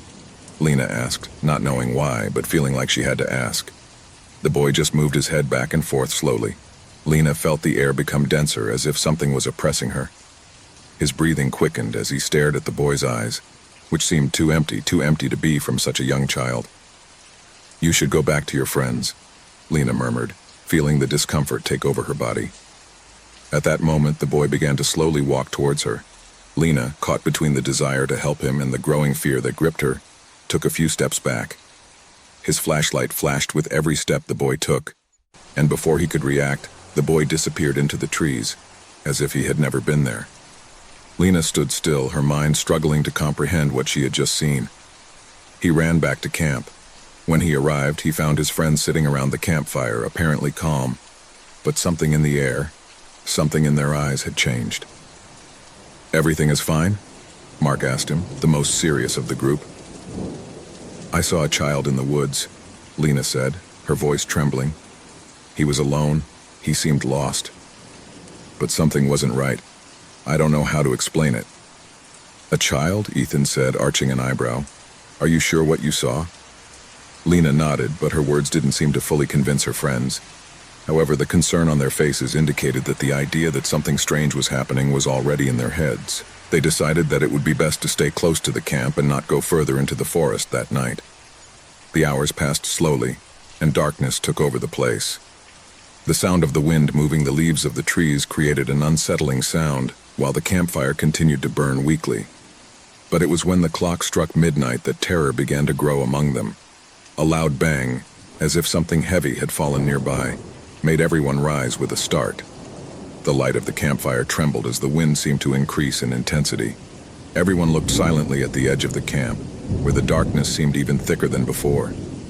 Something was not right. "Did you hear that?" Andrea whispered, her face pale. There was no response, only the sound of their breaths. Fear took hold of each one as they looked around, looking for a rational explanation for what they had just heard. It was then that the child appeared again. This time he was not alone. Beside him, a taller, more somber figure stood tall like a shadow above him. The boy was walking, but the figure behind him seemed to move at his own pace, moving unhurriedly, but without stopping. The friends froze, watching silently as the boy slowly approached, as if he was walking towards them. "Don't move," Ethan whispered, grabbing Lena's arm. But it was too late. The boy had reached the edge of the campfire. His face, pale and gloomy, was now clearer, and the emptiness in his eyes seemed to engulf all the light around him. "Go away!" Mark shouted, but the boy did not move. Suddenly, the figure behind the boy completely materialized. She was not human. His body was a mass of shadows, his red eyes glowing with terrifying intensity, and his presence seemed to absorb all the light around him. The darkness around her stretched out as if she were alive, enveloping everything in its path. Who are you?" Andrea asked, her words coming out with difficulty. The figure did not answer. The boy took a step forward, and immediately the shadow followed. The friends got up and began to retreat, but shadows seemed to take over everything around them. The air had become heavy, unbreathable, as if an invisible weight were crushing them. That's when it all fell apart. The boy raised his hand, pointing towards them. The ground trembled, and a dark shadow emerged from the ground, enveloping everyone's legs. Screams filled the air, but the sound seemed to drown out nothingness. Lena tried to move her legs, but the darkness held her tight. The boy smiled, an empty smile, devoid of emotion. His eyes shone with an unearthly glow. "You can't escape," he whispered, his voice a low echo. Suddenly, the shadow around them began to twist, as if it had a life of its own, and the friends felt the pressure mounting. Fear paralyzed them. The darkness seemed to swallow them little by little. The boy began to disappear, merging into the shadow, as the figure behind him faded like a whisper into nothingness. The friends trapped in the darkness felt the piercing cold around them. They couldn't move, they couldn't breathe, trapped in an endless nightmare. The last vision they had was of the boy, slowly fading into the shadows, his laughter echoing in their minds, an echo that would never fade.